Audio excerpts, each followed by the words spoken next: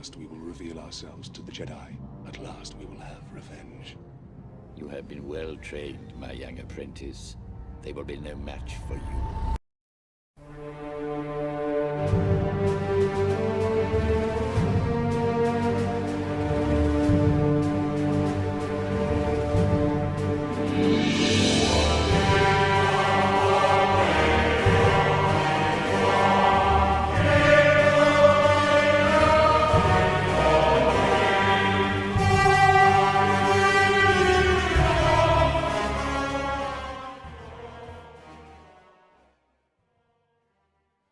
Welcome to the first episode of Rule of Two. You have been well trained, my young apprentice. As always, it's me, the Smithie D, and this is another episode where we're going to answer all your live questions. As always, similar to Jedi Academy, but this stream is for you late nighters, for those ones that cannot make Jedi Academy, and to be honest, it makes things a lot easier to do some streams like this. I've definitely missed talking to you guys. As always, joining me is Ranger. Ranger, how you doing today, buddy? At last we reveal ourselves to the Jedi. At last we will have revenge. Oh, definitely, man. I love that. It's kind of like it's like against the Jedi Academy, the Sith. Oh man, I loved putting that bit together. Yes, I am very happy to be here. Late night. Someone's saying there's no audio as of yet, for him at least. I don't know what that means, but I am happy to be here. So let's get this kicking. Yeah, there's definitely audio because when I was talking, it actually come through my ear when it was playing on the actual stream. I was like, but yeah, there's definitely audio, so you may have to adjust his volume. And also joining me, we've got Mcmole. Mcmole, buddy, are you here? You're the clone specialist. Yeah, I'm here. I don't have any smart Sith quote to drop for you here. Sorry. You got any smart clone phrases to say? Something about execute Order 66. That's about all I've got. We must train him properly. Right, I'm just going to adjust the audio. So we should have Miss joining us as well soon. He's eating his dinner with his family. So, yeah. Family. Eating dinner. What's that all about? It's like Grando with yeah, his that birthdays, nonsense. isn't it? It's like, every it's like having priority. Every weekend he's got a birthday. That's code word for I've been stealing government Wi-Fi and I don't want the community to know. Definitely. So, guys, you know, if you're new to the Rule of Two, and if you've never seen Jedi Academy, I'm presuming that you've seen Jedi Academy, or seen parts of it, because it's been going on for such a long time. But this is kind of like the polar, the opposite. It's still a Q&A, but it's more for the late nighters. It's easier for me to do this because it's like midnight where I am now. Kiddies are asleep, have no issues, just can't really commit to these Saturdays, kind of like 3 p.m. my time, because it's kind of in the middle of the day.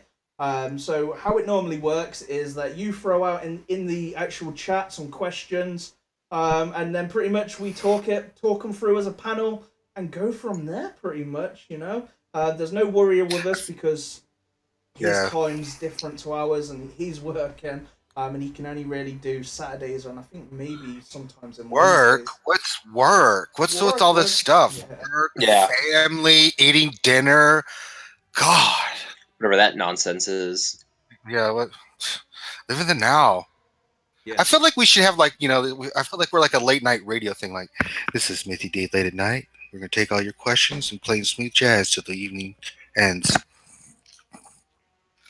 That could work too. I know. Oh, yeah. Hey guys, maybe get another free 500 crystals here in a minute. Where's the game For what? going? I didn't do anything. Apparently T-Mobile users are having issues accessing the game again. Well, I'm T-Mobile and I haven't had any access issues, but I will take free crystals. Yeah, apparently it's just up on the forums. They're investigating reports from players who are counting extended wait while trying to load into the game. Appears to be affecting T-Mobile users. Huh. Mist's got he's So on T-Mobile, isn't he? Yeah, it's pretty much the exact same thing from last week. I just joined up, guys. How's it going? How you doing, Mist? Oh, hey, Mist. Hey, sorry I'm a little late. Had to finish up dinner with the family, so. Miss, you have a very pretty face. Oh, What? hey, thanks, bud. Oh, Mac. Hey, no problem. Am I the only one sharing my my video at the Yes. same time? Yes, you are. Well, hey, enjoy. I'll pop my face in then, just so you don't feel so Okay, so left out. we got our first question in. First one so far. We've only got one. So from Oh, I'm Norga, sure there'll be many, many more. yeah, well, I'm sure that as the stream goes on, the people will flow in. But from Northgar, has anyone tried to solo the Rancor since the Vader update? Okay, Yes. since the Vader update yesterday or the Vader update last week? Because I recent successfully. Yeah, so it depends on which update you're talking about. Because yesterday I was able to solo the Rancor using a modified Vader, a modified Zeta squad. It was Darth Vader, obviously Zeta, with Tebow, R2, and I got a lot of questions why I had R2. I'll explain that in a sec. But TIE Fighter pilot and Rex. Obviously, Rex is there because Rex is Rex. But the TIE Fighter pilot obviously are there for tenacity down and a bonus turn meter down under Vader. And then R2 was there solely to keep Tebow under stealth. It's a pretty nice team. Yeah, I had to modify my team the same way as well. How is Vader working for you guys now? Because I don't actually have Vader, so I've never actually done the Vader solo. What? Yeah. How dare you, sir? All right, that's it. The stream's over. Everybody go home. Smithie blew it for everybody. Well, How do you not Yeah. have... well, I can solo it without Vader, so I didn't see the point of for But me. why don't you have just Vader, period? It's Vader. Yeah, well, I've got Vader. I just haven't Zetaed him. So I've got gear. I actually I use Darth Vader a lot in my Galactic War just because he's really convenient. I mean, you stack yourself with a bunch of Sith and Empire, and sometimes you can turn meter lock the opponent's team to the point where they don't even get to go once. I especially like using Darth Vader because my Node 9 has been really, really wacky lately. Like I've gotten a really, really hard Qui-Gon, or not Qui-Gon, but General Kenobi lead Chase, Darth Nihilus squads, and really the only way to beat those squads is with a Zeta squad. Yeah. Without like wiping an entire squad. So I think that Vader is still really useful for Galactic War and everything else. Oh, I agree. Yeah, definitely. No regrets here. No regrets on my Vader side of Zeta. The funny story is what I actually did is when everyone went Vader on the kind of like on my arena shard, and literally I think the top 15 all had Zetas. I was the one guy that just went Maul. First I went Zaris, and then when I got the refund, I still went Zaris, and I'm still happy I went her because it's pretty decent.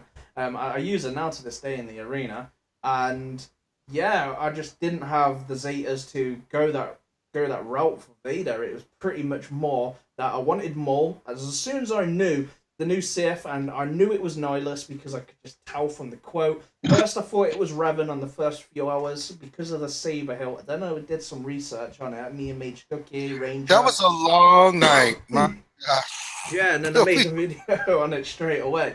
But yeah, we did a lot of research, and I was like, yes, Nihilus. And then straight away my Zetas went on to Maul instead of Vader because I knew it would change things up, and I knew Nihilus would not be the kind of character that's going to be going into the Zeta Vader, because sometimes when these new characters come out, they kind of bring old metas back, or, you know, they do something different. They don't always make something that's there as the go-to team the more powerful. Like, if you look at Maul, not many people really ran Maul before, and then Nihilus come out, and everyone ran Maul, and then a few run Rex, and now it's kind of transitioned away from that. But, yeah, I just never did it. I don't really regret it, because now he's been changed. Maybe one day I'll do it. Yeah, but he's still really good, and he's a solid piece to any lineup, you know, for raids and for GW. You also have his ship. That's, for some people, that's important. Yeah, I use a ship. I don't. Right, so we'll go on to the next question. That's cool. And this is from Sanely Red. Do you guys think Thrawn is coming out with the teaser image from the devs, or is it just callous? What the debate rages. Oh, I know, right? We talked about this. Yeah, we talked about this yesterday on the stream. And so if you look at the image, it's from Rebels, last season, season finale part 1. And there's 3 ways that they could go with this. Because it was red, that was when Thrawn intercepted the message from Kallus, who was the acting fulcrum at the time. So it could be Kallus, or as some has speculated, it could be Ahsoka, and they're throwing us off because she was originally fulcrum previously, and she wasn't in season 3, which all of the Phoenix characters that they introduced with this last wave, all the Phoenix characters were from season 3, because you had Kanan with his mask, which was after his fight with spoiler, after his fight with Vader. Oh god, now you've ruined it. Well, yeah, the fight with Maul. Sorry, that's Maul. it. Stream's over. Smithie, this stream is literally unwatchable now. Oh god! If you haven't watched Rebels season 2, I'm sorry. It's a year and a half old. I don't know if it's really a spoiler anymore. Yeah.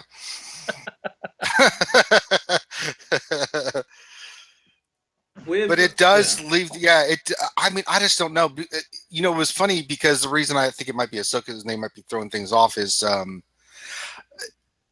when we first saw that lightsaber for Nihilus, me and Smithie's first reaction was it looked a lot like Revan's lightsaber, and so everybody thought it was Revan, and then until we really researched it. But this image kind of leaves things open for it could be anybody, of those 3. So I kind of lean toward Ahsoka. It'd be interesting to see an older Ahsoka in there, but most likely it'll probably be Thrawn or Agent Kallus. Ahsoka would be awesome. I've been asking for adult Ahsoka for like 6-7 months, at least since I first saw her in Rebels. I didn't watch Rebels until like 6 months ago, so yeah, guilty. Wielding silver lightsabers, sign me up for that. Oh. Yeah, the ending of season 2 is still one of the most classic moments in Star Wars period history. The fight between her and Vader was just epic, absolutely epic. Yeah. And they're totally teasing her for coming back in season 4. I know. So we'll see how that goes. Oh gosh, if she comes back in season 4, it's gonna be crazy. Definitely. I don't know if any of you guys watched any of the highlights from Star Wars Celebration, but yes, with Filoni in his shirt. Yes. Yeah, when he came out in the shirt that said "Ahsoka lives" with an exclamation point instead of the question mark, I was like, right. Yes. He's such a turd. He does that stuff all the time. He's such a troll. Yeah, he loves it too. Well, I think Thrawn is probably going to be the fan favorite in June. That is my prediction. Yeah. Because if you have a look at these legendary events, it's gone light side, dark side, light side. I would love it to be Luke Skywalker, but I'm probably leaning towards be a dark side. And the only actual character that I can think now is going to be the fan favorite is Thrawn. I did that top 10 fan favorites, and what was he? He was number 10 or number 9, something like that. He got beaten by some trolls that chose Jar Jar Binks. Oh, yeah. I remember that, the Jar Jar Binks. I was like, I was hoping like Kyle Katarn got in there and all this stuff. I'm glad, Galen Merrick got in there, and he was like really high up, and I hope Galen Merrick. Yeah, wasn't he number 2? I think he was number 3. Okay. Something like I remember he was. Yeah, he was really high. Yeah. Galen Merrick is one of my favorite characters, and hopefully that they can put him into this game. I don't know if they would ever will, but I can only hope. I love Sam Witwer. I think he's an awesome actor that's underrated. Really, he's amazing. Yeah, a lot of stuff that he's done that I watched, kind of thing. I think I first seen him in The Mist. He was like a ad part character, and I think he went on to like Smallville. He was Doomsday in Smallville. I think his name was Davis, yeah. And then he did Being Human, and did the Starkiller games. Pretty deep into it, kind of thing. But we're going to move on to the next question, because we could talk about... Well, before we go on, I would like to note it took only 13 minutes for Smithie to bring up Jedi Luke. I know. He's done it fast. I didn't say Jedi Luke. I just said Luke. You totally said Jedi Luke. I just said Luke. We're going to see... If anything, we're going to see a Bespin Luke before we see a Jedi Luke. Because... We'll have to wait and see. Definitely. So, This is from Is that hopefully. Warrior? I'm Who's peeping that? on you. Yeah, I hear Warrior, someone else in here. you sneaky turd. He's creeping. So what's the next question, Smitty? Yeah, so the next question is from Gaif. I'm sorry if I'm saying this wrong, but Gavin, maybe Gaithan. But everybody on my shard is running a Nihilus lead. Thinking of Vader as a counter. Any other suggestions? Who wants to take this? No. General Kenobi. I'm going to say a General Kenobi lead because right now, obviously the Rex meta is anti-Maul because every time a Sith comes out of stealth, they get advantage, which means they're going to be giving they're just feeding Rex squads turn meter. Okay. So, but General Kenobi's not going to work against the Nihilus.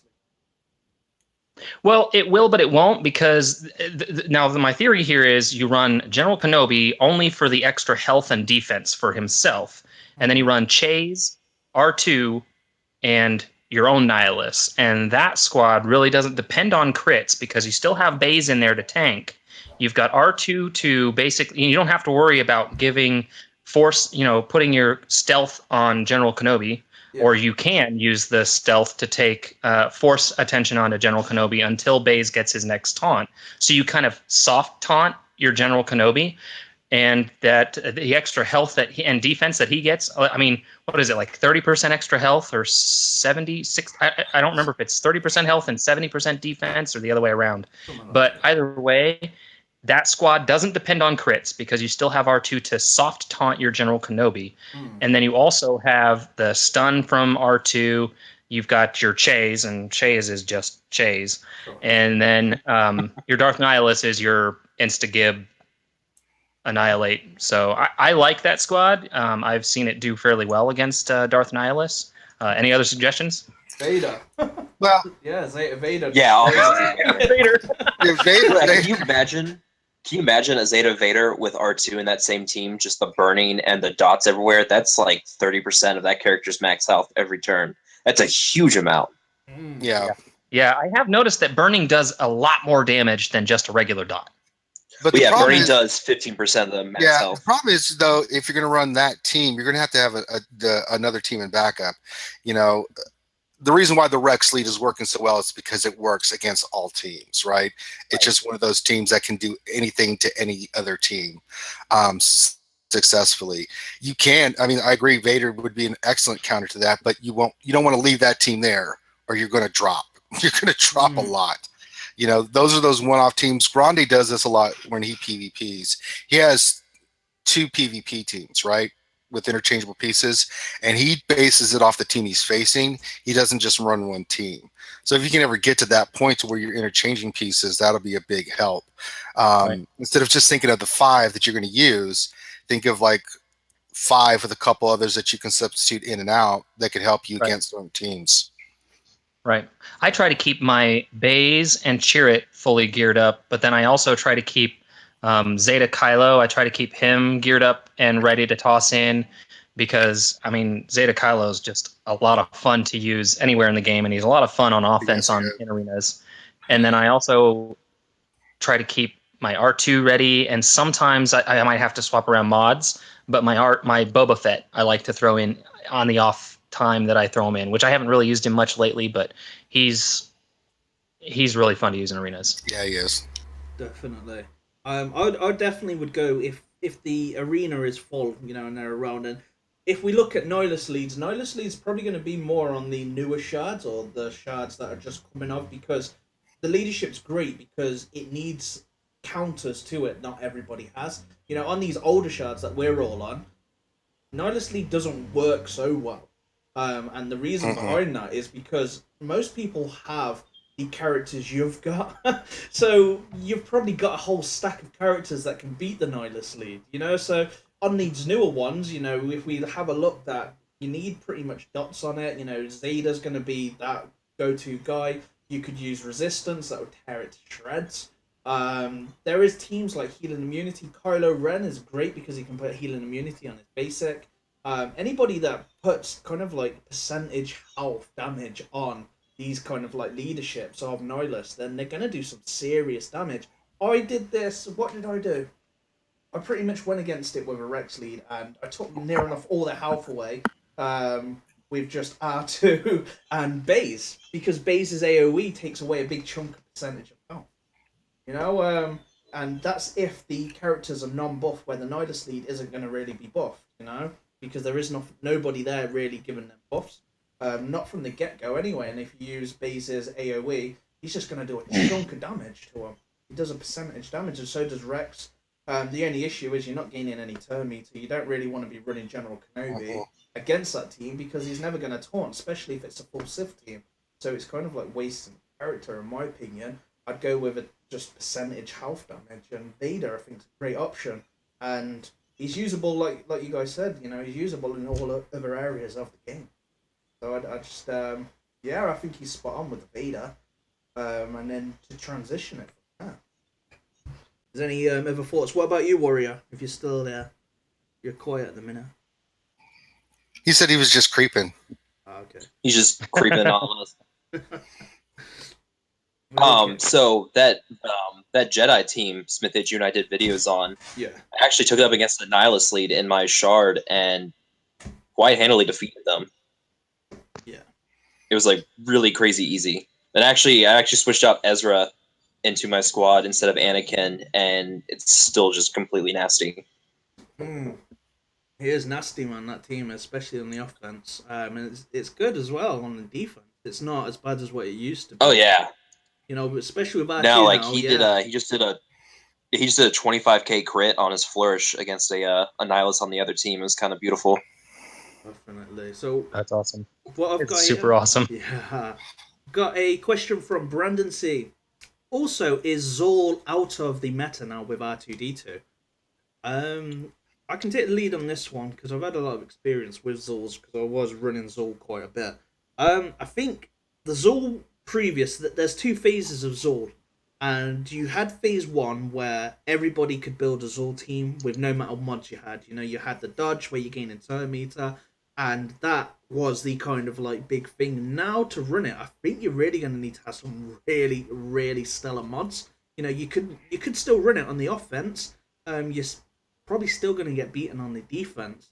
So it's in one of those situations. It depends what's around you in the arena. I've stopped using it altogether because I just don't see it as the viable lead for the arena now, because you do need a lot of mods. You need Sith Assassin. You need all that. I do have a Zeta Savage, but I just don't think he's that good. I could easily, you know, with the right characters, when you've got them, you can easily take down Savage and just take him down. And you don't even need Nihilus to take him down. You could just put buff immunity on him. And then just go in full attack. You know, Wedge and Biggs, assist attack from there, Wedge and Big, boom, it'll drop a Savage with full health. He'll be dead. What do you guys think about the R2 taking over the kind of like Zol? I know it's the triple cleanse as well that you've got. I definitely think that R2 has helped put a dent in the Maul meta. I mean, you don't see quite as many shards with the top 20 are all Maul. You just don't see that very often.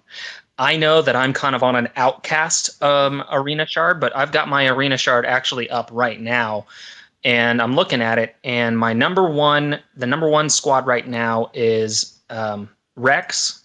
Zeta Maul is number 2. Darth Vader Zeta is number 3. Then a Rex. I'm personally running General Kenobi right now, that same squad I was talking about. So General Kenobi in 5th. I'm actually moving into 3rd here in a little bit. My payout's in 36 minutes. Then Rex. I actually do have a Veers Zeta squad on my shard running in 8th place. He routinely moves into the top 3 for his payout. Then Qui-Gon Jinn, Maul, Rex, Qui-Gon Jinn, Rex, Maul, Qui-Gon Jinn, Maul, Rex, Maul. So that, obviously my shard is a little bit of an outcast because you're not going to see a whole lot of Veers. You're not going to see many General Kenobis or Qui-Gon Jinns in a lot of shards. Most shards are now Rex or Maul. But I think R2 has something to do with that, because I did notice a considerably higher success rate in my battles against Maul squads with R2. So I think R2, if anything, may not have ended the Maul meta, but he has put a dent in it and started making more Maul squads second guess themselves. Yeah, if you look at the last meta report, the Maul meta is still here. I mean, R2-D2 is helping. He's creeping. He's like creeping Warrior. up. Yeah, like Warrior. But Maul team is still very, very viable, especially on offense. Creeping. But yeah, I don't see Maul going away. I mean, it's going to drop. It'll drop some fade away like wigs. Wigs is coming back. We saw that on the meta. I know, that right? We're starting to use wigs more now. I think the introduction of RTD to kind of help change people's rosters just a little bit. I think they need to keep introducing some more characters like that give people more options for what kind of PvP team that they want to run. You know, before, we were talking about this 9 months ago, the meta was pretty solid because you had all these different teams running, and then it kind of led to Biggs and Wedge big time. Still with a diversity, but once Maul hit, that's when it went downhill from there. And then it became counter to Maul, and that's pretty much what everybody's running is those kind of two teams. I mean, you see offshoots of teams here and there. I mean, I've got a guy on my shard that runs a full First Order team, top 5, which is viable with all the mods and Zetas, but those are few and far between. So I think as they introduce more characters that we can get our hands on, it's gonna open things up to where there'll be more. I think here soon more teams viable in the arena. Right. Yeah, definitely. Yeah, and that's the nice thing about R2 is that his number crunch just makes so many different light side teams viable in there. Like you have your Jedi, you have your Rebels, you have your droids, all these different characters that under that R2 Zeta with number crunch, they suddenly get this massive boost to their stats. And then you have R2 with his bonus accuracy and his bonus crit chance to everyone. He just brings a lot to the table on his own. Like originally when I reviewed him, I was kind of down on him to the point where Jesse was like, man, you're being really... Dude, yeah. Jesse was like, man, you're being really harsh on him. I was like, I'm sorry. I don't really see his viability outside of your anti-Zol. I've seen it straight away. Yeah, gladly. I can gladly say that, yeah, he's definitely a lot better than I originally gave him credit for. Did I hear I was wrong there? No.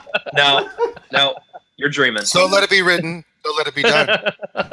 Mole was wrong. Oh yeah. No, I've been wrong more times than I like to count. Thankfully no one has kept the track of it, so yeah. Well, that's okay. We'll keep track of it. You've seen it, you've heard it, and it's recorded live. Oh no, I always like to say, no, this is not gonna work. I'll be like public with it, and then it works, and I'm like, nope, never mind.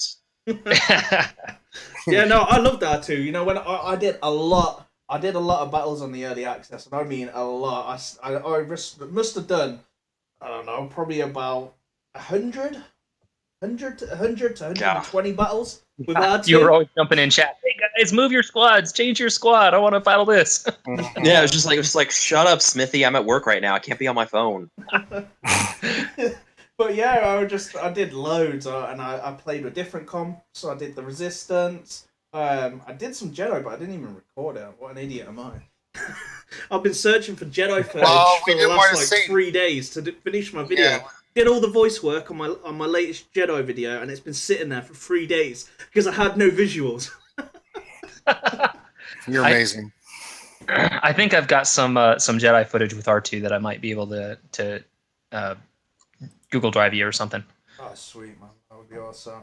But before we move on to the next question, the chat gets popular on these streams. Lots of questions. And if anyone does want to support the channel via Super Chat, please feel free to. I'll set up something in the future where we have some Discords, or if you want to get your question out there so we jump straight to it, if you're at work or anything like that, because we do work through the list, then feel free to drop it via Super Chat. So we're going to move on to the next question. And this is from Francisco. When are they supposed to announce or tease the new character? Well, I think they did. Yeah, they did already. Yeah. I mean, I normally they do give us a little bit more. I don't know how long they waited. Well, I don't know about that because remember for Nihilus, all Well, I got was a hand and a that's what- lightsaber. Yeah, that's what I was about to ask because I don't know how long it was after they teased us with the picture of the lightsaber before they actually gave more information. And I mean, because they were hungry. The hunger that they had. Yeah, they had that the was picture. the Right. other thing. They had they the gave a picture little of- bit yeah. more. Yeah. R2-D2 was what? So- Beep, beep, bop, bop. Right. beep, beep, boop, That beep. one was pretty. That was like, come on.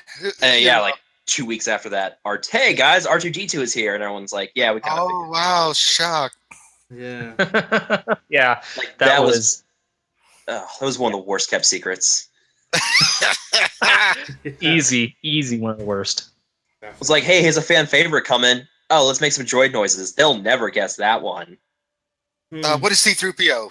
No. Oh, I thought it was. Damn it.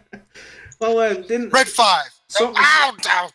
some actually predicted that it would have been the whatever they are, the builds onto the thing that you've got. What's it called? On the ships. The hardware, is it? Some said that it's the hardware.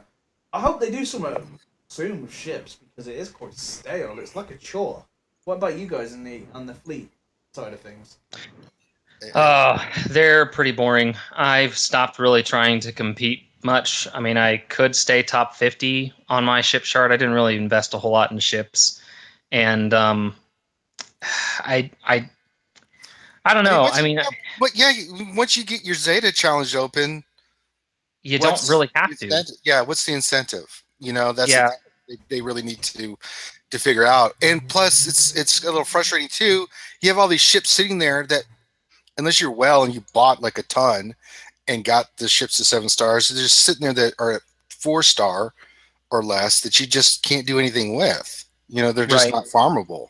So yeah, they definitely need to work on ships to do something with them and soon because it is. Or you were a whale and bought the ship at 4 stars and you still have it at 4 stars because they haven't even given whales the opportunity to buy them like Kylo Ren's ship. It's just luckily just recently dropped in to like their version of a chromium pack for the ships, but that's just even only been in the last few weeks. So yeah, there's a number of ships that need some loving for sure. But it sounds like, eventually with the hardware aspect that they're going to, make changes to kind of sprucing it up. But I don't know if that's, anytime soon. I personally am I like ships. I love ships. How dare you, sir? I probably play 10 ship battles a day. I refresh at least Oh once. my god. I probably refresh at least once every single day. I love my ships.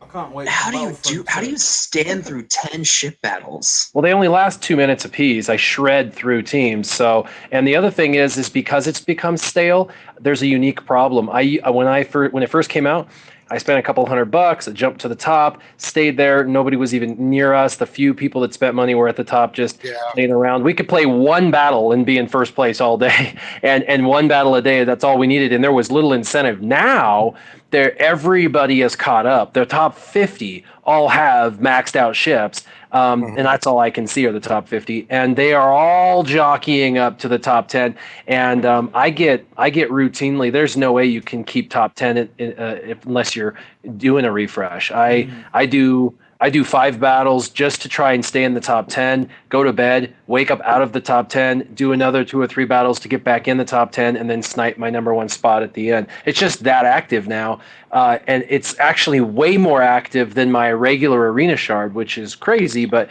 it's because they've let everyone catch up and they haven't given any edge to, which is good for the free to play, I suppose. But they haven't given any edge to anybody who got who did it first, other than I got to get extra credits early on, because I was number 1 early on. But now I have to really fight for it. Yeah, it gave you an early advantage on Zetas, but that's about it. Yeah, I've got like 9 people Zeted. So we're going to move on to the next question, and this is from Vanished Mind. How can you solo the Rancor without Zeta? I guess the question is. Who wants to go with this? I know there's lots of different comps, but feel free to come in and go for it. So, free to play comp that I know is effective. I'm not a fan of Ewoks. That's hopefully not a secret. So You love them. Don't even try to pretend. God, What about it pains me to yeah, even what about recommend Wicket? this, but if you take Tebow to Gear 10, Gear 10 Tebow gains a lot of base potency, and you don't need a character that puts tenacity down on the Rancor to be able to remove turn meter from the Rancor somewhat reliably with a Gear 10 Tebow. So you can run Tebow. I don't recommend 5s unless you do not have his basic Omega, because that gives the captain and the Rancor extra turn meter when he uses his basic. And then the you can use Rex, Qui-Gon Jinn. So Tebow lead, Rex, Qui-Gon Jinn. 5s if you want to use 5s for turn speed down, but in my experience, I've always used Phasma for speed down because I like Phasma. Captain Phasma is awesome. And then Ewok Elder so that Tebow's getting that bonus turn meter. So that's a good 5-man squad. That's all free to play. Used to solo the Rancor without Zader. You recommended 2 Ewoks. How do you feel? I know. It's painful, but you don't have to take Ewok Elder past Gear 8 for him to be good with Tebow. He's literally just there to feed turn meter to Tebow. Now, if Grande was here, he would say all Night Sisters, and then we would punch him in the face and move on to the next question. Well, if you do Zeta Asajj leader, No! she's a soft Zader. God. And maybe she's bugged. Don't do that. Don't do that.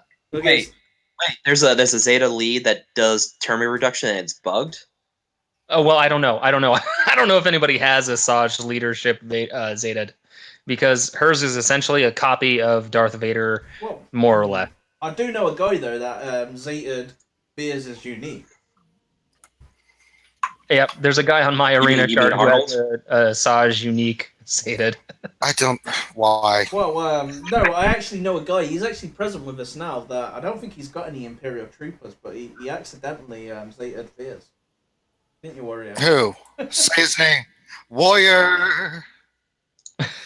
Wasting the Zetas on worthless characters. Warrior. Well, there's a couple of Veers You people on serenading my me? chart Zeta Veers. Yes, and, I am, one of as them I uses make them fun in of your monkey arenas. ass. So what we'll do, we're going to move on to the next question. I don't think Warrior had a comment on Veers unique. Well, he was just captivated by my singing, so I think we should move on. I think he was hiding in I shame. think that's one of his 9. One of his 9. So this is from Robert Moller. If you when we're still in the same Zeta, so if you were guys to get your very own first Zeta at this point in the game, who would it be and why? And we're going to start. I'm going to throw this at Warrior first if you're still there, buddy. Don't say Veers. Well, that is a interesting question because it depends if they're pay to play or free to play, who they have unlocked, who they have max geared, and who makes the most sense for them. If I look at their roster and I see that they only have Darth Vader and Boba Fett, then those are the two I'm probably going to suggest first because it takes an evolutionary time to unlock, level up, gear up characters, and the same is true with the Zetas. But it's a process. So for like me, I mean, I've got 20 people to Zeta. It's a real difficult process. But if you're free to play and you got 2, it's a lot easier. If I was going to pick any old character and just throw a random, yes, I think I would do him. It would probably be Darth Vader still. I know that the people still have an issue with his AKA fix/nerf, but we got people in our team still running solos. I rarely do raids, but they're still soloing it, with Jin and Biston and Sidious and Darth. Darth Maul and all these other Sith and stuff under the Empire. So I would do Darth Vader. Nice. What about you, Mcmole? Yeah, I'm there with Warrior. I mean, Vader is your best all-around Zeta by far. So you do, he does Vader over your clones? Well, yeah, if you're talking about all-around, absolutely I would do Vader over the clones. If you're talking just raid, then we're just on about like if you personally. So with your account that you've got now, who would you go with? Well, now actually, I probably wouldn't go with clones because I have a 7-star General Kenobi, so I don't really need the clones to do their massive damage anymore. But yeah, I'd still go for Cody. Yeah, I thought you would. You're just trying to twist it in my clone bias, aren't you? No, I'm just like putting it out there. Like if you had, a Zeta now. So let's say CG wiped all your Zetas and give you 20 Zetas, and then who would it be in your account? I'd like him to try. See how long that lasts. What about you, Ranger? I would go personally. I would do Kylo Ren, That is a but good the choice. logical choice is still Vader. What's already been said has been said, and it's accurate. Especially if you're free to play. However, just my personal choice would be Kylo Ren. I just think he's amazing in a lot of areas, and he's phenomenal in PvP. But sometimes the game dictates how you're playing. Who you should put a Zeta on, and I think Vader's one of those first Zetas that you'll get a lot out of it, especially in raids, which will give you more rewards and stuff like that. So that's a smart play. What about you, Mist? If I could do it all over again, Kylo Ren. Kylo Ren would have been my first. I was real skeptical of Kylo Ren's. I was really skeptical of Kylo Ren after the rebuild. I was one of those naysayers. I was like, he's still gonna suck. He literally sat on my roster at gear 7, 6 stars for over a year. Kylo Ren would have been my first because right after I watched, I think it was either Arnold T101 did a video on Kylo Ren. I was like, okay, all right, there's something to this.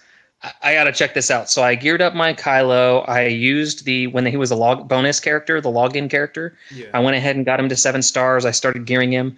I gave him his Zeta, and holy moly.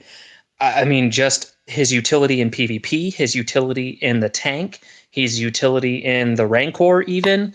I mean, you just can't beat being able to refresh all of his cooldowns and give himself a full protection bar with one hit. I mean, his unique giving him 50% defense anytime he takes damage. Mm-hmm. Oh my gosh. It gets to the point where if you're running against a really, really fast team, they're literally just hitting him for a less than 1,000 damage a pop. And then he turns around once he gets his next turn after taking all of that damage and just whips out massive, massive hits with his outrage. It's nuts. I've seen my Kylo Ren do a 76k crit with his outrage and solo a Rex lead Chase squad 1v5. It's awesome. There's nothing more beautiful in the world than watching your Kylo Ren completely solo a Chase group. So Kylo Ren. Yeah, no, I would do definitely Kylo Ren. do Kylo Ren next. Yeah, I would do him as well. He's the best offensive character, and if everyone else went Zeta, if I was on the shard with you guys and you all went Zeta, then I'm in a good position. We all know what Kylo Ren does when he gets a bit too many dots on him. Oh yeah. Just especially if Vader becomes the next meta. Kylo Ren is incredible against Zader. Oh yeah, definitely. Right, so we're going to move on to the next question, and I think this one is directly to myself, and this is from Bobby Roundtree. Smithie, what team do you use to solo the rancor? I don't really do it. It takes an hour and a half, but when I did do it, I just it takes too long for me. But if I want to solo it, then I would go with a Tebow lead, Rex, Qui-Gon Jinn, TIE Fighter pilot, and Phasma. That would be the team I would use, but it takes an hour and a half. So I just settle for P1 to nearly P3, and that's with a Rebel team with no Jinn, just Wedge, Tebow, Phasma, and Qui-Gon Jinn. I'm happy with that. It does 6 to 7 million. I don't really look out to solo it. It just takes too long on my schedule to do that. So the next question I've got. So Aaron says, I have the same question. Cool. Nice. Okay, well, asked and answered. Yeah. That one's done. Thanks for stopping by, Aaron. Good question, mate. So let's move on to the next one, and this is from, if I'm saying it right, Chris Gonzalez. How excited would you be if they put Darth Revan in the game? I would pee Incredibly my stoked. pants. Oh my I would gosh. I would soil myself. Can we get that on camera? I have it on camera. I actually have peed my pants before on the stream. I heard about that. Yes, it was amazing. Hmm. I would do it again. If they did Darth Revan, I would get drunk again as a skunk and pee my pants. Oh That my would god. make my life. So would you open $100 packs on your stream? If you Yes. did? Yes. You heard it Yes. here, CG. I wouldn't Put Revan in the tell game. my wife. I wouldn't tell my wife, and I would spend several $100s on the game. Yes. Could be like Darth Nihilus all over again. I might get divorced over Darth Revan. Oh, that was hilarious. Everyone's like, "Nah, boycott the game because it's like $1,000 to get Death Trooper and Krennic." And like, they're like, "Hey, here's Darth Nihilus." Everyone's like, "Boycott what?" I completely forget. Lost What were we their boycotting? mind.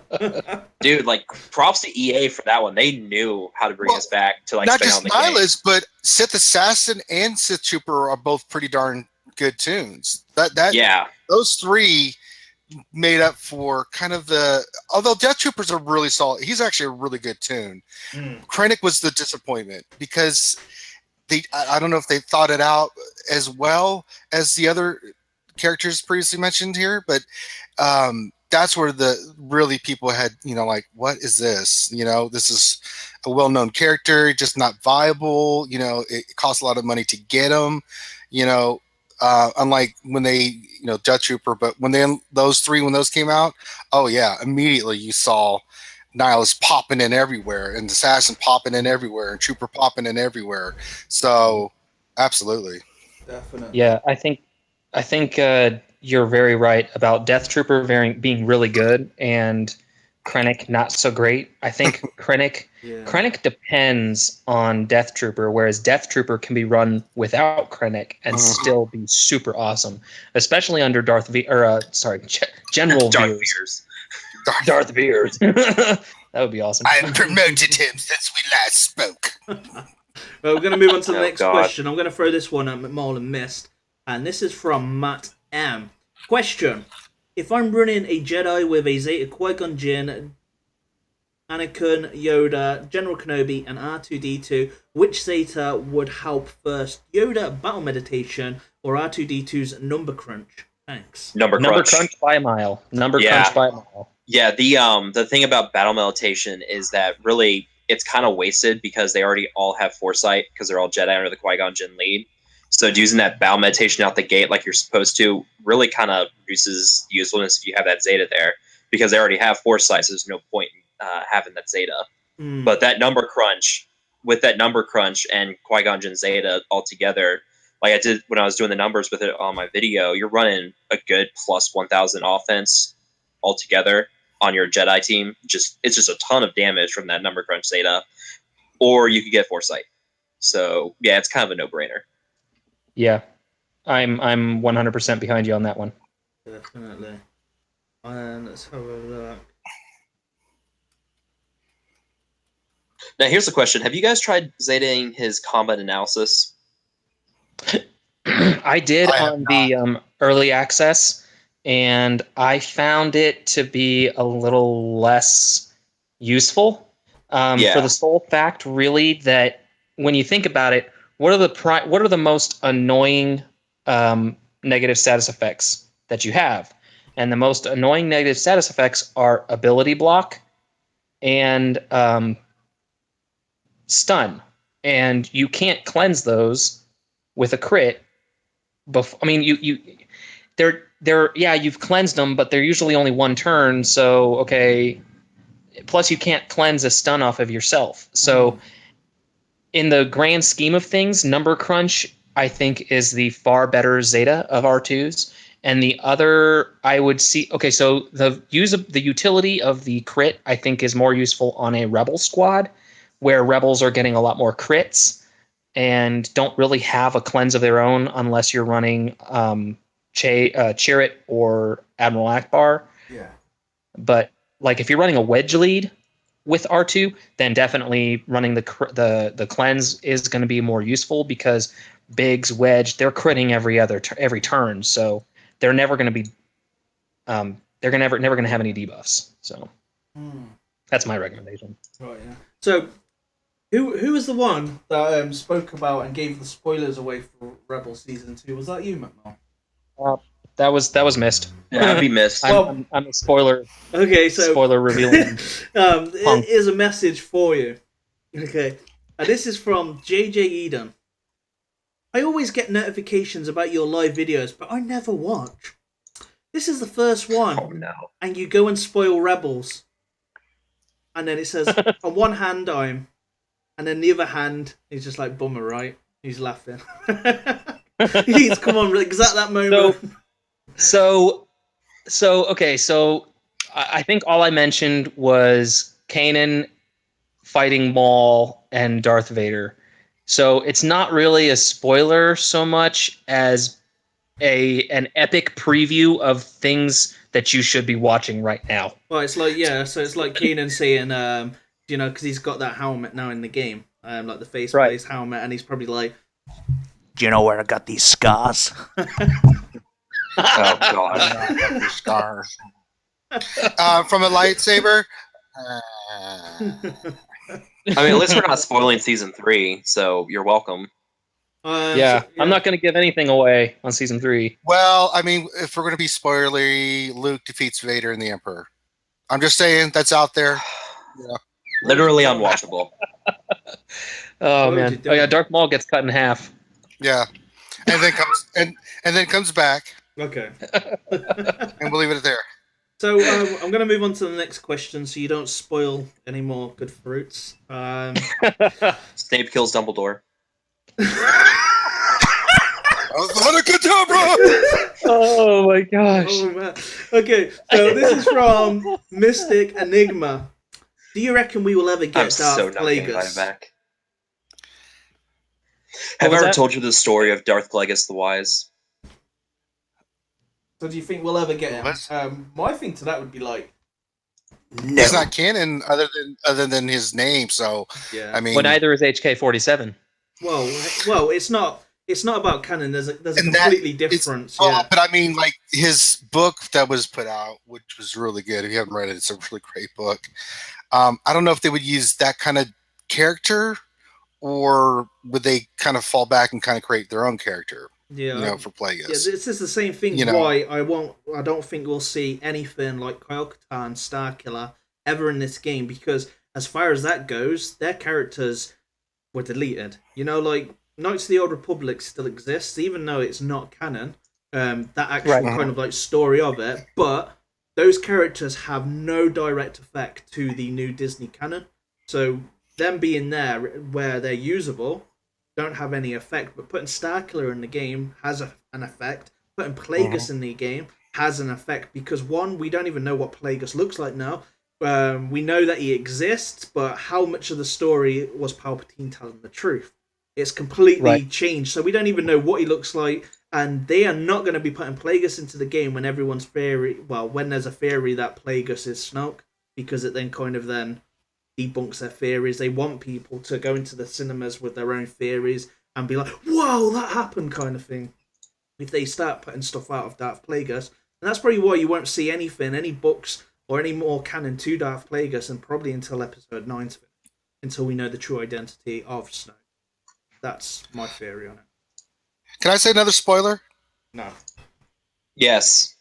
The Death Star blows up. I'm just saying, I'm just putting it out there. But you just did 2 spoilers.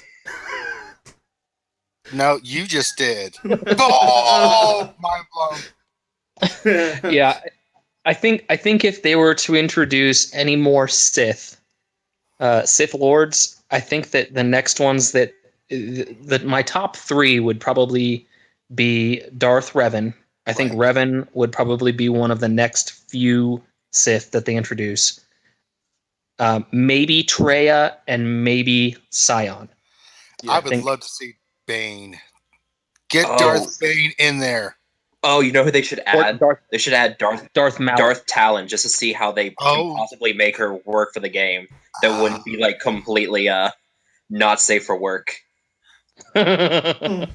What, like the Maul game that Lucas was making, where Maul teams up with Darth Talon, was that? Let's move on to the next question, guys. Ranger's stuck on Darth Talon now. Mm-hmm. So we've got this question from Thomas. With the new game mode coming, I've heard speculation about adding land battles, and I probably should have read this in my head before saying it, so I'm going to start this again. With the new game mode coming, I've heard speculation about adding land battles, and that is why we are getting General Veers this month. What are your thoughts on the new game mode, and what should we work on? Oh, you know what they should do? They should do the old clones from Rebels, Rex, McGregor, and Wolf, and have them drive like this old beat up ATTE. Oh yeah. Oh, I would love that. I would say that there isn't going to be a Ground Wars because, and this would be my biggest theory on it, is why rework Veers now when they could rework him and sell packs when the new game mode drops? Yeah. That's a good point. And that's where I'd say on a business logic, there'd be no logic behind it if there was any like plans for Veers right now to kind of like dangle it and say, look, we have Veers in these packs that you can buy, but and then yeah, I would think that would be more something that any business or business model would do if there was something worth buying it for. There's only going to be a select few that are going to buy it. You know, there's going to be the ones that want to get all the characters, ones that see it as an easy option. They want to go the Veers route. And I think maybe, you know, Ground Wars will come, but I don't think after ships, I don't think they would be this close because they haven't even done anything with ships yet. So I think they would do more with the kind of like stuff they've got currently instead of adding more stuff on top of stuff. Most definitely. I don't know what the gameplay is going to be. You know, they've teased it. You know, ideally it would be something. You know, we've heard guild versus guild, right? We've heard something along the lines of incorporating ships with some kind of battle, right? There's been a lot of speculation out there. I think that, you know, I would love to see some kind of land battle stuff happen, but you know, there's a lot of stuff in the game like ships that are just kind of stale there. You know, raids, we haven't had a raid in a long time either, right? So I think if I was to guess, well, but yeah, I mean, it's coming up on a couple months, it'll be a year, you know, I mean, in time of a game, you know, for raid like that, you know, that's a long time. So I think that they need to come up with something new and dynamic, something that incorporates ships, unless they're going to do something separate for ships where they can spice that up. But it has to be something along those lines because a lot of the game is a grind. So you need not just new characters, but you need new content to be put in the game to keep it fresh and keep it going. I think instead of a ground assault game mode or anything like that, I think they're far more likely to do a combined ships with a regular squads. Yeah. Kind of a multi-tiered assault raid where it's like storming the moon of Endor or whatever, you know, where you start out in space, you have to assault rebel defenses to the forest moon of Endor, and then on the rebel moon of Endor you're fighting through waves of rebel reinforcements or something like that to get to the shield generator so you can take down the shield generator. And I'm afraid the shield generator would be quite operational. You know, something like that where you're assaulting the forest moon of Endor or I don't know, something like that. Yeah, that'd be really cool. It would be. Or Hoth, Battle of Hoth. Or Hoth. That would be cool. Yeah, that would be cool. You got your AAT assault where you're a ground trooper or something, and you can call in a special AAT strike or something. Storming the Death Star because everybody wants their Death Star raid. Yeah, definitely. Oh, I know. But that to me, a Death Star raid would just be pure ships. You wouldn't have any kind of. It would just be ships, and I think that would be really, really bland, especially with the selection of ships we have right now. Oh, what if it starts out with on the ground and you're trying to destroy the shield generator, and then it ends with ships blowing up the Death Star? That would be cool. Yeah. Well, you could start with Scarif, go and get the plans, and then Death Star 1, isn't it? Or you could do it where you can do that too. There's a lot of options. I'm hoping the new game mode is something. Oh yeah, the possibilities are literally endless. I mean, they could even go back to the prequels and do a number of assaults in the prequels. You know. Yeah. What, like the Ooh, Jar Jar the Battle of Binks battle? Naboo. Yeah, Roger, they could do the Battle of Naboo, where you're battling out of the palace onto a Naboo starfighter, and then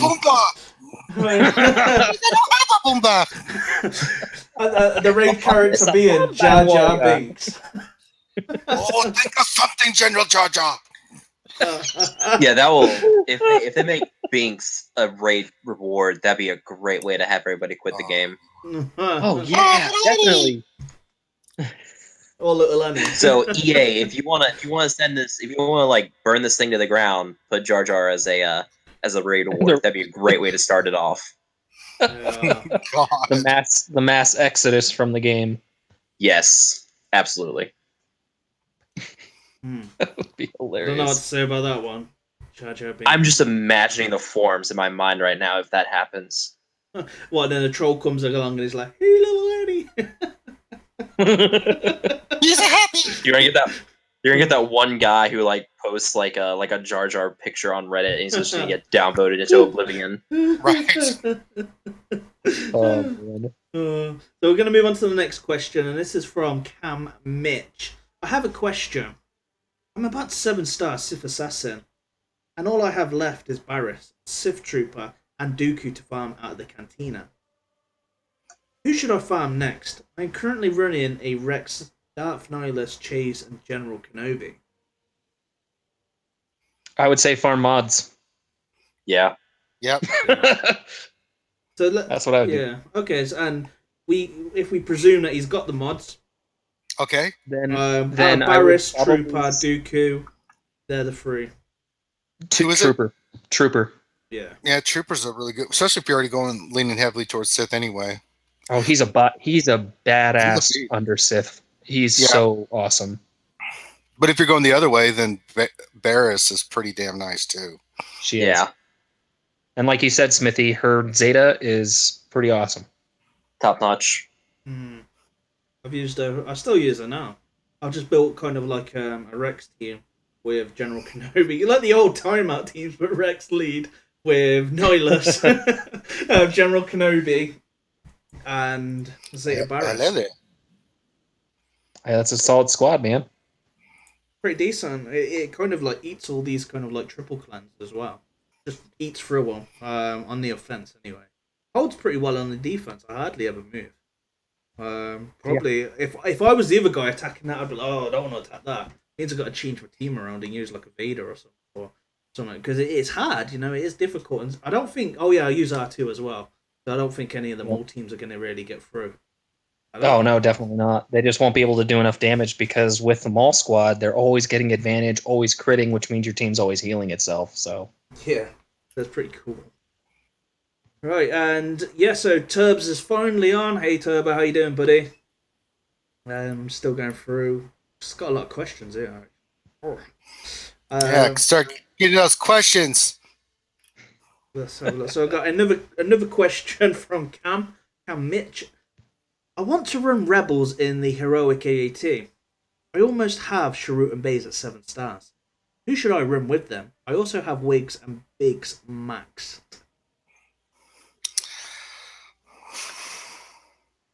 I don't know. In the Well, you're gonna. Jin is good. Yeah. Well, what about Lando? If you went with a wedge lead, Lando, Biggs, Well, yeah. and Sharut and Baze on phase 4. That's be true. A pretty gnarly team kind of thing. Do some That would be serious good. damage. Yeah, I'd use them. And that would be a good team.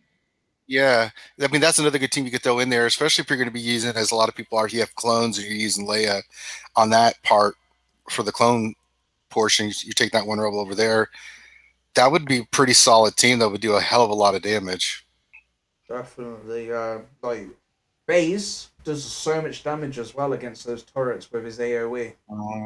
With his dispel AOE. It's good. You need to have some really good mods on it though as well. I've found you need to have some really high speeds on your rebels, so they're all going first, so you can topple it straight away. You need to at least, I think it's, what is it, 233 on the raid to be quicker for it to go for turn 1. So you can go first, and I think that is what you have to aim for when you're building teams like that, is to go first. And try and It's 232 speed, I think, to go first. At least for phase 2 it is. I think it's the same all over, so if it's 232, I've always aimed for 233. Yeah, because I have my Cody at 231, and it's 50-50 on if the turrets attack first or if he attacks first. Sure, yeah. Right, so anybody else? Who else would you run in the Rebels team? That you could use Jin because you can revive, isn't it? Yeah, You could try R2. R2. There you go. Yeah, or Nihilus. Throw Nihilus in there. Yeah. Yeah. 7-star Nihilus is hard to get though. Yes, it is. I don't know. I don't think he's that hard. Now- with the shard shot, he's not as hard. You could as he also... is. I'm creeping up on 6 stars with my Nihilus, so I think I'm about If you're, 40 shards from 7 stars at the minute. Thank you. If you drop the Gotcha. money for him, you could try Ezra. Ezra does some really, really good damage. Plus, he's a Jedi, so he has that bonus 20% crit chance in there as well. yep. And Ezra, he hits oh, man. hard. Ezra rips the tank, man. He's good. Yeah, Ezra no, is when I really was- good. Yeah, I had that video of him with my clones. They did like 5 million damage, and he did second most damage behind Clone Sergeant, and that's just because Clone Sergeant is just a freaking machine gun in that clone team. Yeah. Okay, I've got this one question that hasn't been said in the chat, I don't think, yet, but how sure are you that Tarkin's going to get reworked? Even though the quote... I'm totally sure. I would say yeah. 99.9%. Okay, because the only thing that I'm thinking of, because there's a lot in the ad, because of the statement, and we can see it's from Tarkin. What happens if the new event series that's coming on the 25th is a Tarkin event? I would be extremely disappointed. Yeah. I would literally cry a river. Because so many people have Tarkin 7 stars because he's a fleet commander, the capital ship commander, whatever you want to call him. Plus, he's so easy to farm. He's in Arena's shop. He's so easy to farm. So if it was another Tarkin event, I don't know. It would be such a huge letdown to me. It would. The other thing I don't think we've talked about too is that they're saying that this new event's supposed to be help with the gear crunch. So how are we seeing that happening? Just give us tons of gear, full assembled pieces. Full stun cuffs. God, I hate stun cuffs so much. I don't know. With the event so far, I hate that. they've given me like 3 stun cuffs or something like that. Small. Do you remember? I think it was Was it the first time you did the bonus tier of the Jedi assault battle? Was 15 stun cuffs. Yeah. And that was pretty nice. I'm not gonna lie. When I opened up that rewards or victory package, I was like, "Hell yeah, this is awesome! Give me some more of this." But did you pee your pants? I don't think I peed my pants. No. So, well, then you weren't that happy. So I got this one for you then. If they said they're going to address the credit crunch in these events, what if, that they take Nihilus out of the shard shop and replace it with like 4 pieces of stun cuffs and stuff like that? And I would only be super excited if they also let us exchange gear for shard shop currency. That would be phenomenal. Because I'm sitting on so much of those Mark V laptops. Mm-hmm. I just want a gear exchange. That's what I want. I want a gear exchange. Give it to me, EA. Do it. Strike them down. Okay, so we're going with the next question. It's from Ben Lazarus. Hey. Do you think there will be more than one character released given it's the 40th anniversary? Ooh, wouldn't that be spicy if they not only gave us, say, like Thrawn, but also Ahsoka? And maybe or even Callus? Jedi Luke? Or and then Smithie would have a stroke. I cannot wait for Jedi Luke to come just so I can see Smithie D's reaction. I'm going to record it. All right, mark it. Hour and 9 minutes in, we had another Jedi Luke comment. I might actually record a video doing handstands and backflips outside. That would be pretty awesome. That would probably be I one would of your actually highest viewed. watch. I would watch, and I would like that video. Yeah. Yep. We'll speed it up and put the Benny Hill music to it. Yep. Here's That the one thing. would- What if they come out with like Callus and Price and some other Imperial characters that come with Thrawn? Just like a whole new like Imperial intelligence faction or something like that. That would be That would awesome. be pimp. Yep. Yep. If they did Callus, Price, and Thrawn together. Yeah. I mean, That you would be have this whole thing with incoming transmission, and people are like, no, it's Callus. People are like, no, it's Thrawn. It's like, It's why Jedi not Luke. both? It is not It's Jedi Jedi Luke. He's using the Darth force. He's using the See, force that- to turn it from blue to red because we all That know was Return of the that was Jedi. such a force. Or it could have just been the color the transmission was used to block. I'm just saying. That was such a forced Jedi Luke reference. I'm not sure if I can count that one. Yeah. So But seriously, I mean, why not have both? Why not That have would like a be pretty whole cool. like Imperial release that comes with Thrawn? Well, here's That the would be thing about why I think this really does. I've said it before, and I'm going to say it again. I don't understand why any version of Luke with a lightsaber is not in this game, and it's very misleading the way they market this game. Like you saw the last promotional video where you see Luke's fighting all these people. He's one of the most beloved characters ever in Star Wars, right? And so you have people that look at that, they want to play as Luke Skywalker with the lightsaber, right? And so they get in the, game, and it's like, who is Cop? What is this Cop? You know? Oh, man. No, like What the hell is an Ugnaught? What, I haven't seen Empire in years. What is happening? You know? And you get Farm Boy Luke, who I know Smithie has a man crush on because of his samurai top, but It's karate top, man. They- Get it right. it's something they need to address and they need to fix. I don't understand why they cannot get that version of Luke in the game. He's already in the game. Yeah, I mean, I know. I'm sick of Luke in a dressing gown. I want to see Luke in a Bespin suit or even, Right, he's in morning wear. We'd like to see some evening wear on Luke. That's it. what's I'm really just- funny is like everyone, like every single person that plays this game wants to know where on earth is Jedi Luke. Like a game Right. aware. It's like episodes. It's like episode 7 intro. Luke Skywalker has disappeared. You're damn right he has. Where'd he go? Like I feel like this new loading screen is just kind of like rubbing the salt in the wound because I know. hey guys, look who's prominent right here, fighting Vader. Oh look, it's a Return of the Jedi Luke. Isn't that awesome? Oh, you thought he was in the game. Oh. Wrong.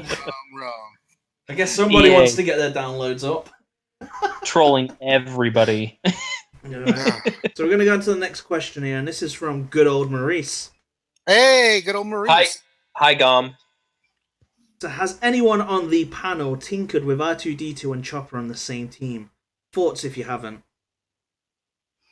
I've never seen the two of them together. No, I think the main reason for that is Chopper sucks. Yeah. Hang on, I'll be right back. I'm testing R2 with Chopper right now. Okay. Breaking news.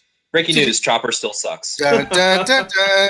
I tried it when I was in the pre-build, when I had the early access. Look, I did try it, and I went against a mole team, and I absolutely got destroyed with a Phoenix squad and R2. I was thinking, hey, R2-D2 is going to make a difference. R2-D2 makes a difference every squad against the Zol, and I absolutely got annihilated. I've actually got the video. I might post it. Reasons why not to run a Phoenix squad with R2-D2. Now, did you have R2's Yeah, it was fully zeted. All combat analysis Zeta? done. Yeah, it was fully done. Fully done, and still And got he destroyed. still couldn't make the Phoenix squad even halfway decent. Well, it was only against a mole team, but the mole team was pretty stellar. But yeah, I got destroyed. I got handed it. Even I had Zeb healing and all that stuff. It just didn't do nothing. I was just like, dead. I was just like, ugh. I thought I was, going to make some great video about Phoenix and now viable with R2-D2. And yeah, I just got destroyed. Just literally handed to me in seconds. It was just like, dead. It didn't go down well. I've got the videos. I'll probably upload it. Why not to run the Phoenix Squad Part 2?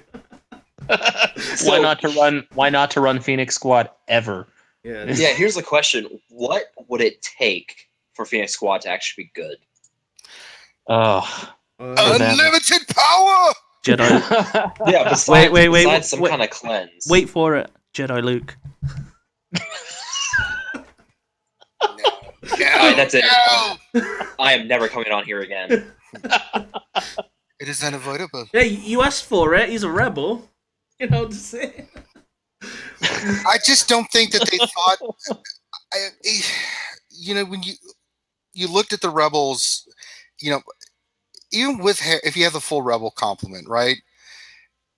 It's just not.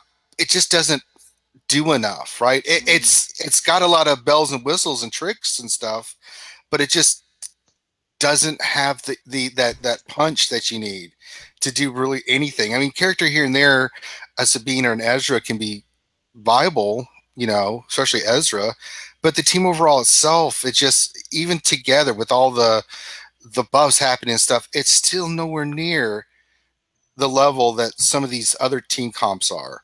Yeah. And it's disappointing. You would think that an ongoing show with characters like this would be a little bit, I would say even OP a little bit, just because people love those characters so much, they want to play them.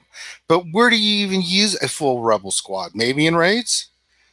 You can use them in GW, but I mean, even in raids, it's like, okay, I mean, but they're just teams that are out there that just do better in those spots, and that's the disappointing thing. I mean, if they had a niche place, then maybe, but they don't really even have a niche place right now.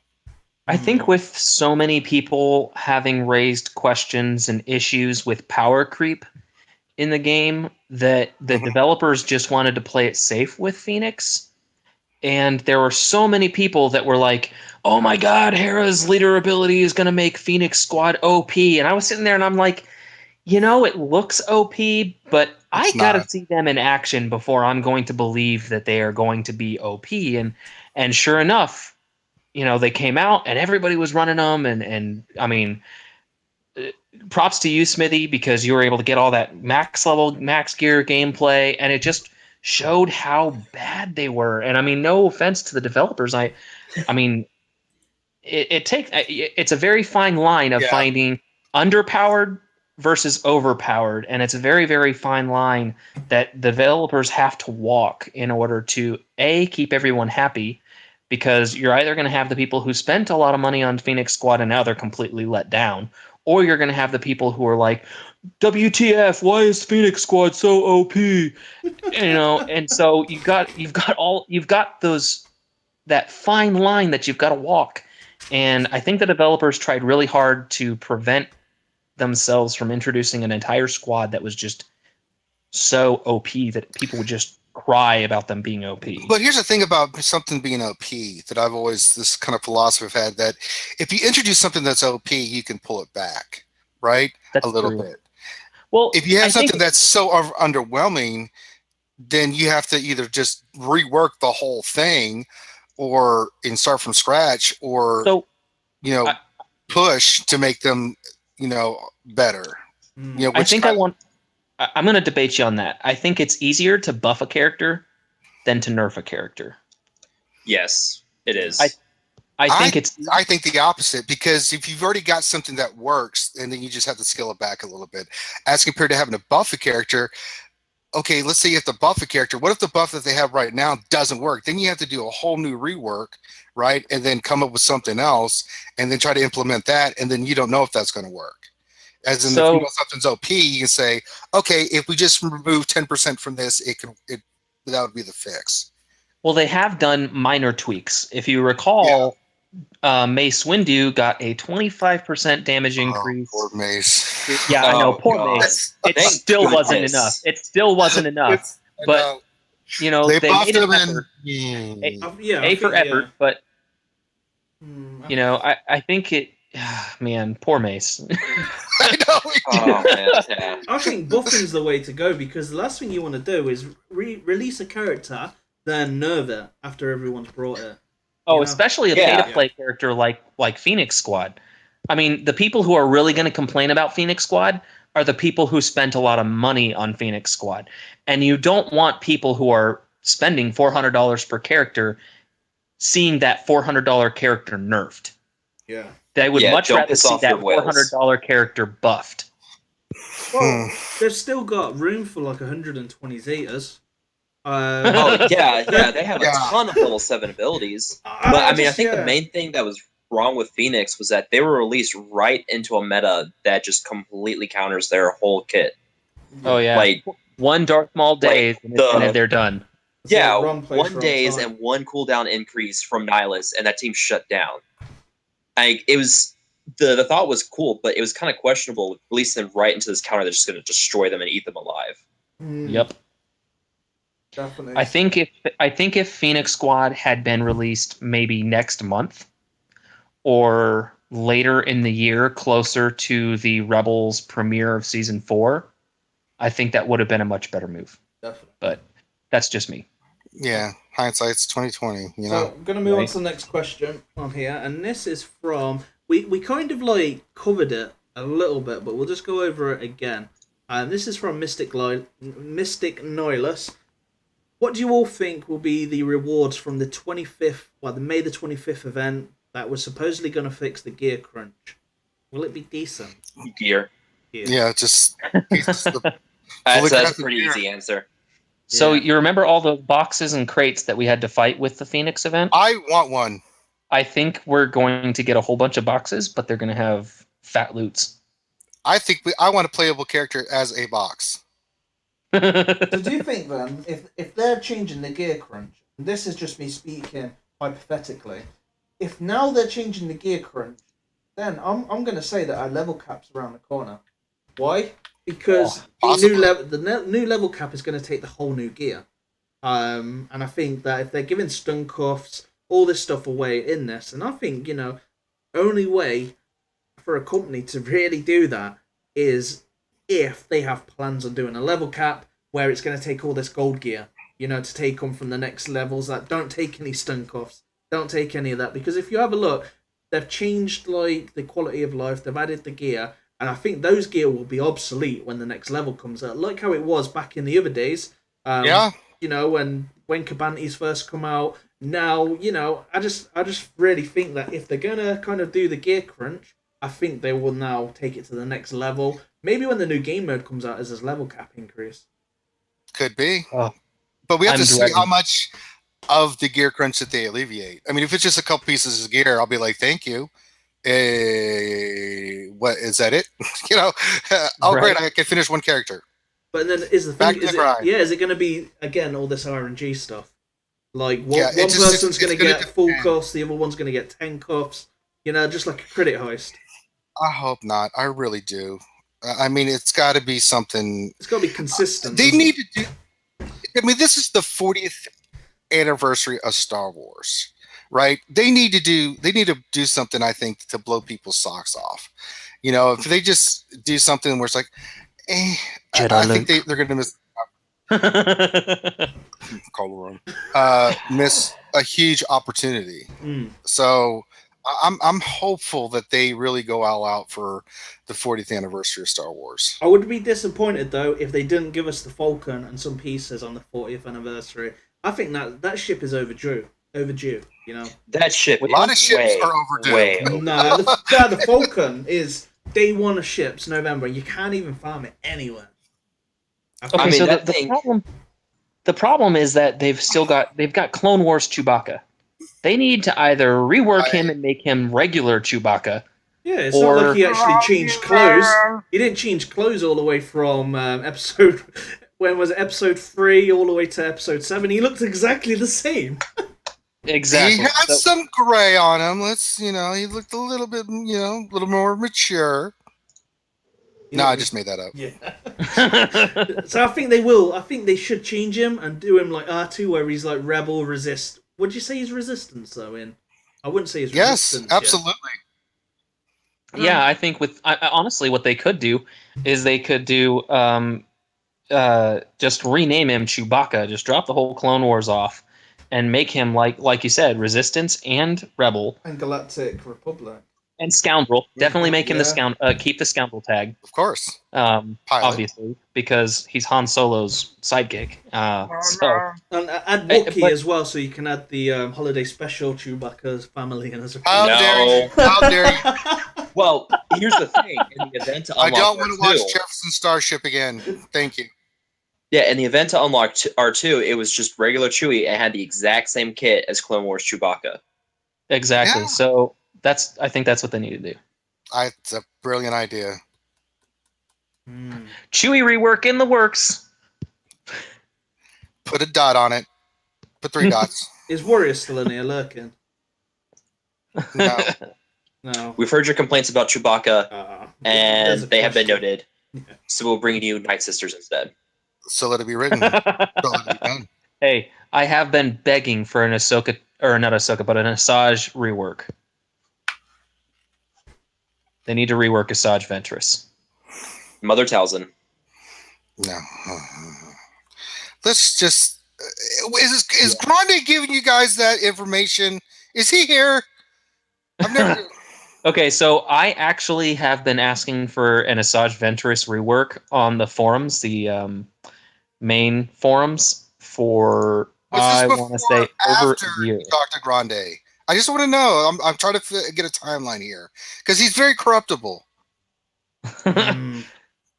So let me do a real quick. I've got the forums up right now. I'm gonna do a real quick work for Asajj Ventress, and I'm going to advanced search. Author Mist Passiert. Do you know? I'm just having a look through this. We're actually only halfway through the questions. What did you expect was going to happen, fool? Dude, I have like an officer meeting in 30 minutes, so I've got to like go to that and act like I care about officer meetings. How dare you, sir? You will care. You are an officer and a gentleman. All I do is post cat memes the entire time. Meow. So May of 2016. Okay. Was when I was asking for an Asajj rework. Cool. Well, she got a rework, didn't she? She got a buff. Yeah. No, she didn't really get it. She didn't get a buff. She got fixed. No other character in the game has their buff removal dodged. That is not an attack. It's not a physical attack. It is a buff removal. And Asajj, okay, so when they fixed her the first time over a year ago and changed her heal from a group heal to a self heal, that was the biggest nerf they ever made for Asajj Ventress, and it pissed me off because I deliberately went out and farmed Asajj. She was like my second target from Arena Squads or Arena Store, and it made me so mad when they changed her buff removal heal from a group heal to a self heal. She was, I mean, you only have old Daka and Talia who are dark side healers, and Talia doesn't even heal herself. And so taking Asajj, taking Asajj's heal away from the dark side really, really pissed me off, especially since she's support. She's support. How is she supporting her squad by only healing herself? I don't know. Tangent, rant over buff Asajj. I know you've been wanting to make Asajj great again. It's gonna be huge. She got 2 Zetas. What more do you want? We're gonna get Grande to pay for it. Okay, it's gonna be wonderful. Let's go on to the next question, and this is from Kidney Thief. Yes, Kidney Amazing. Thief. Hi, Kidney Thief. Hi, Kidney Thief. The question Please is: don't steal my kidneys. do you all think Rebels are coming back? I don't think they really went anywhere. Yeah, I mean they're still viable, and the Biggs Wedge combo is coming back. I mean, Chase is a rebel, part of a rebel team, so there's a lot of rebels that are coming that are really viable now, and some are coming back into the fold. Yeah, and there's tons more that they can add. There's loads of the original trilogy. I'm not gonna say anything, but I'll just do the initials as Alice. Don't do it. Alice or don't. You know? Don't do it. JLS. Yeah, and then they're gonna JLS. release the season 4 version of the Phoenix characters. You know, there could always be JLS. You know, we don't want to say JLS. We're trying to keep that away, so we're doing it in coded message. Only my real fans will know who JLS is. Anyway, yeah, Affinity just said Ranger just spoiled the whole Star Wars franchise for him. Good. I hope you suffer. That was actually a while ago. We need to get through these questions. Yeah. Oh That my was- goodness. That was when we were talking about Ranger was spoiling Vader and Luke and all that. That was like an hour ago. And Probably that- was. This is why I usually have done the questions, because let's just be honest, Smithie, you suck at this. I know, man. These guys talk too much. He's like chatterboxes. That's what it is. Yeah, that's it. Yeah. So this is one. Nothing is about from- structure or organization or anything like that. It's just we talk too much. Hey, nobody likes a Right. script. That's right. So we got this one from Bradzo, SWGOH. I like the name, buddy. Do you think that when the next raid will come out, there's going to be ground space battles, the holograms next to the raid? Do you think that think of space battles? Probably. I don't know. We spoke about it a little bit earlier in the stream, but I think it's Yeah. a very valid option, in all honesty. I think that's... great. Maybe they'll just do more prequel stuff and then move on. I think the game's going to be here for at least 6-7 years anyway. In my opinion, I'd say it's here for a long time. So I'd say that they're not going to rush it. I don't think they'll bring out the Death Star for a long time, in my opinion. Yeah, we'll probably see Jedi Luke in another 3-4 years, maybe. Poor Ranger. I saw as soon as I said Jedi Luke, I saw him just like hang his head in disgust and just wonder why he's here. Okay, next question. Enough about JLS. Leave him alone. You mean Jedi Luke? Jedi Luke Skywalker. So That is why you failed. So we've got a question from Fabian. They should add character skins. Total money lying around. Say that again. So the question, it's not even a question actually, it's more of just a statement. They should add character skins. Total money lying around, EA. They could, but Please I don't. don't. They're not going to. No. Yeah. Luke, I No, don't think Lucas will That would ever require allow way that. more coding. Yeah. And honestly, I would rather that they spent their developers' time and resources on new content rather than I agree. meaningless content. Because having been out to CG, they really don't have the developer staff and the massive development team that I think a lot of people think they have. They've got what, we're 150? No, I'm talking like their whole development CG Capital Games is like 25 to 30 developers maybe. Holy crap. Yeah. So when people, I mean, you've got literally on the forums, Conduit is the mastermind behind a lot of these characters. One guy is out there developing the kits for a lot of these characters. When you look on the forums and you type in @CG_, you don't get 150 results. You get all of the developers there. I mean, you've got Cozy Spoon is your main liaison on the forums. Then you've got Top Hat. I mean, you literally have a handful of real good developers. So I think character skins would be a massive, massive waste of resources. So no. Well, it's not like you've seen him in many skins in the movies. Anakin pretty much wore the same clothes all the way Right. through. Yeah. You're All the on way the until he turned to my Vader. power. Yeah. Right until he started killing younglings. Yeah. Master Skywalker, what are we going to do? There's too many of them. Well, this is the thing. Luke was on, Dagobah for... Supposedly, it's supposed to have been 2 months or something, and he wore the same clothes. 2 months. I wore the same clothes Yeah, for it's not 2 like you can months. pack a suitcase inside that X-Wing. I don't Yeah. know, the X-Wing, it looks quite cozy. It looks like it's got some space. I don't know, That thing does not look comfortable at all. Yeah. Hey, he flew it all the way to Dagobah. Okay, I've got It's- one for you then. We'll change it. Okay, Han wore the same clothes till they got to Lando's place, and they were in space.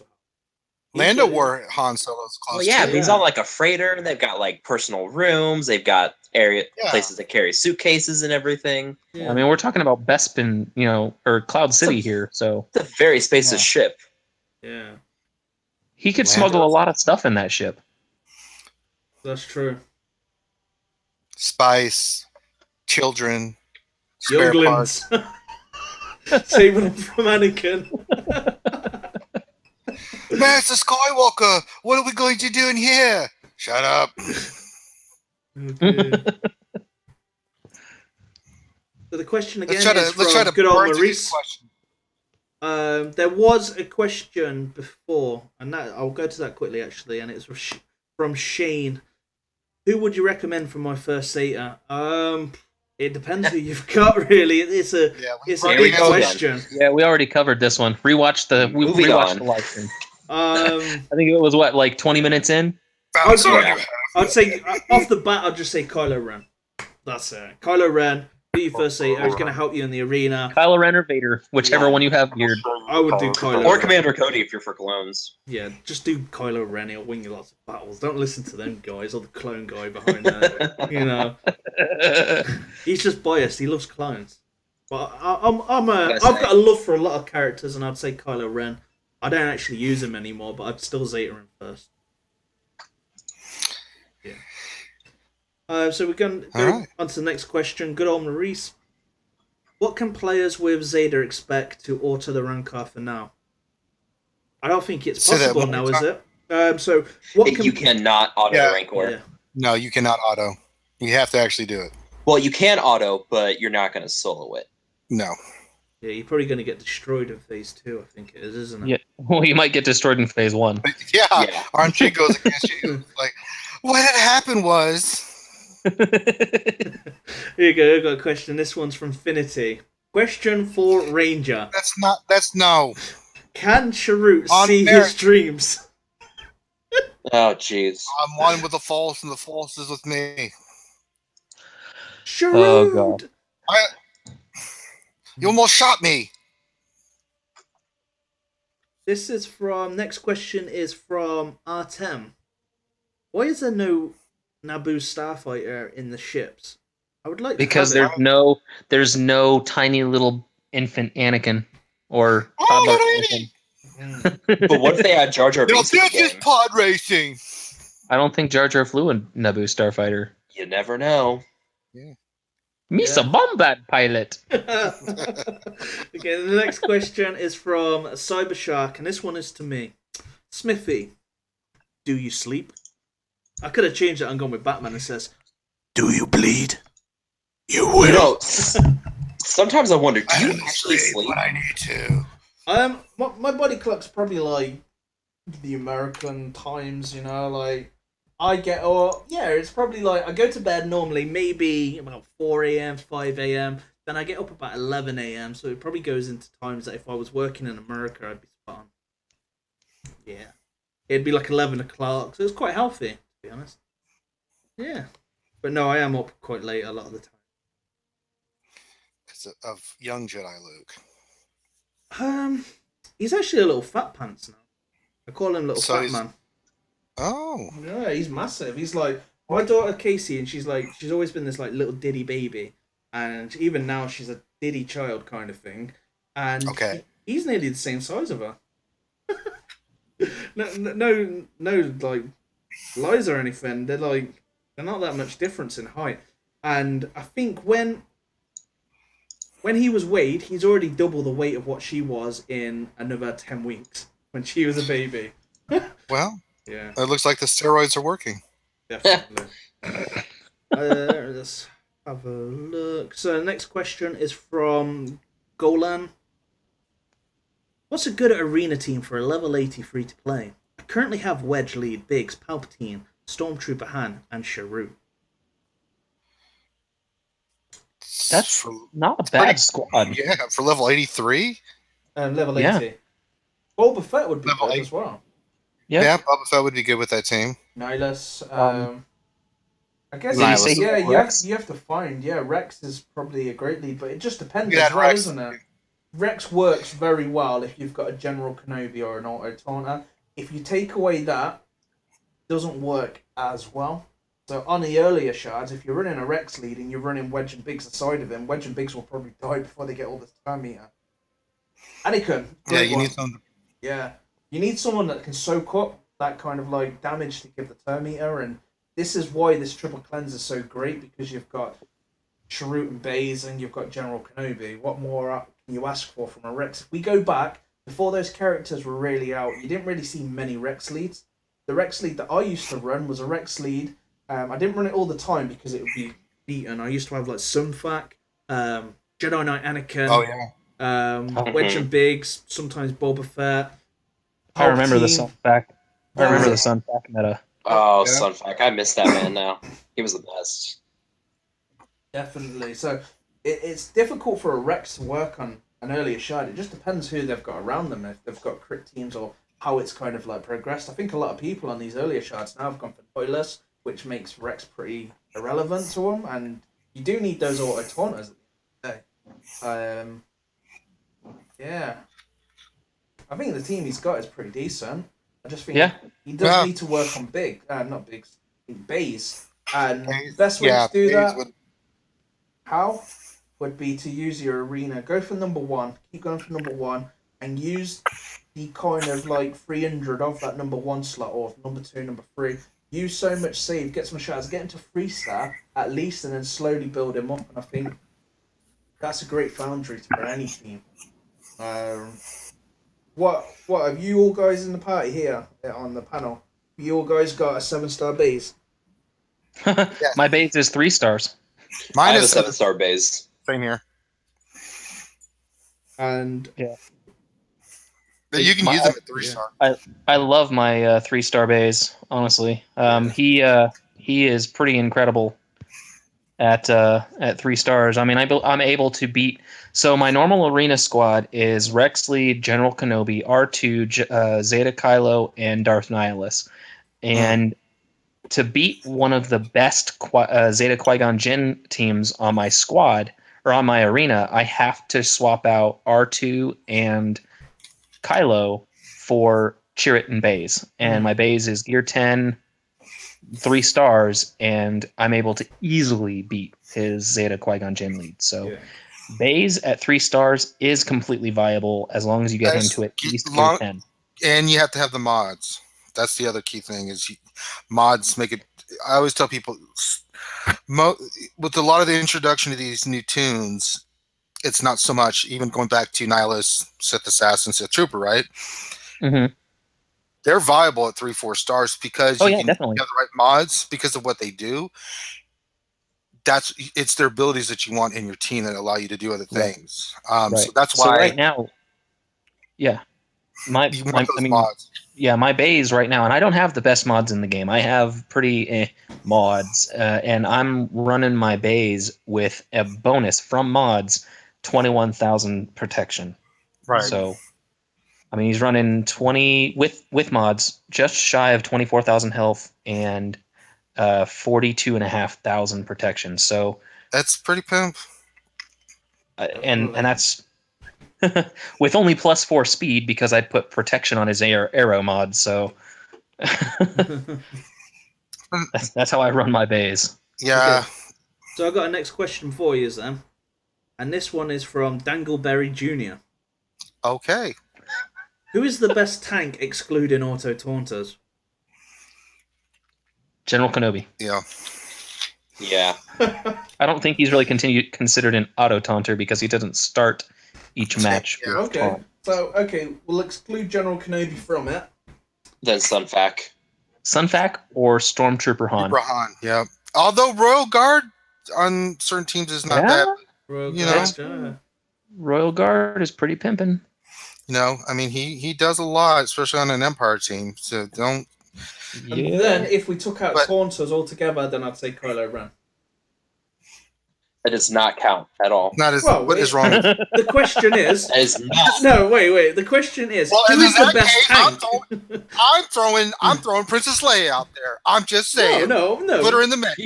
Screw you guys. I'm putting 5s in there because clone bias. Oh, smack.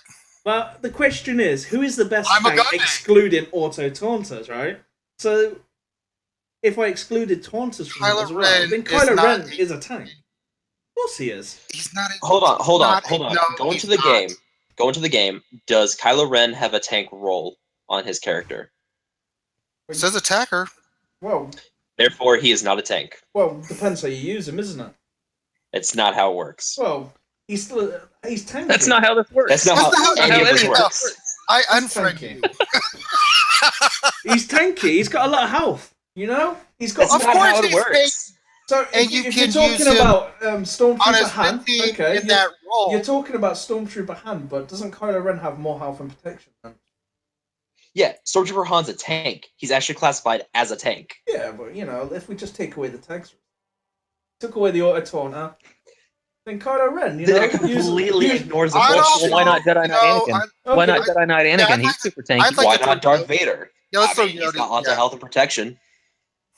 Well, didn't they used to have they used to have tank tags a while ago?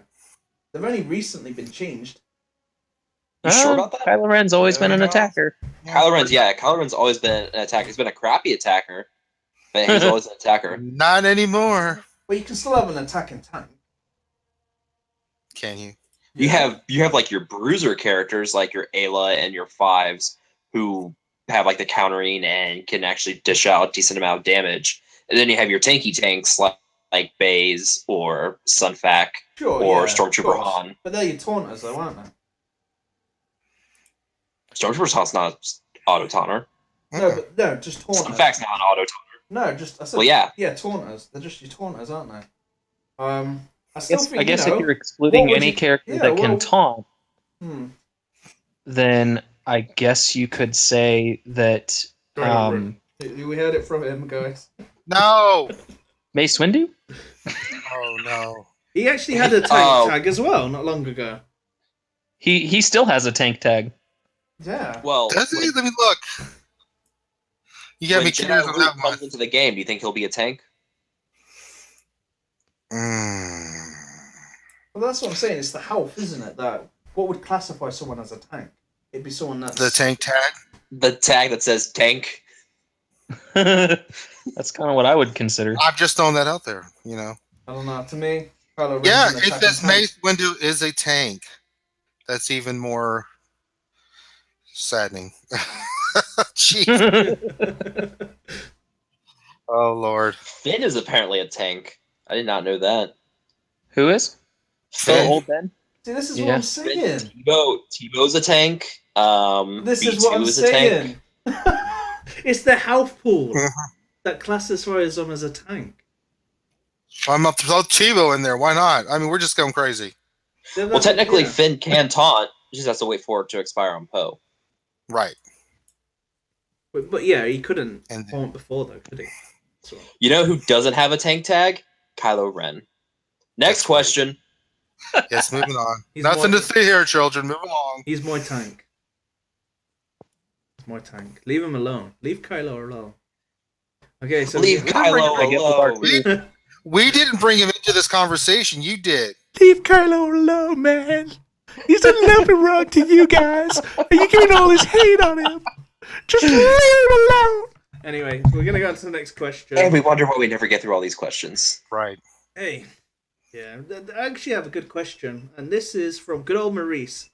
Smithie, do you practice your question asking voice, or you just fire it from the hip?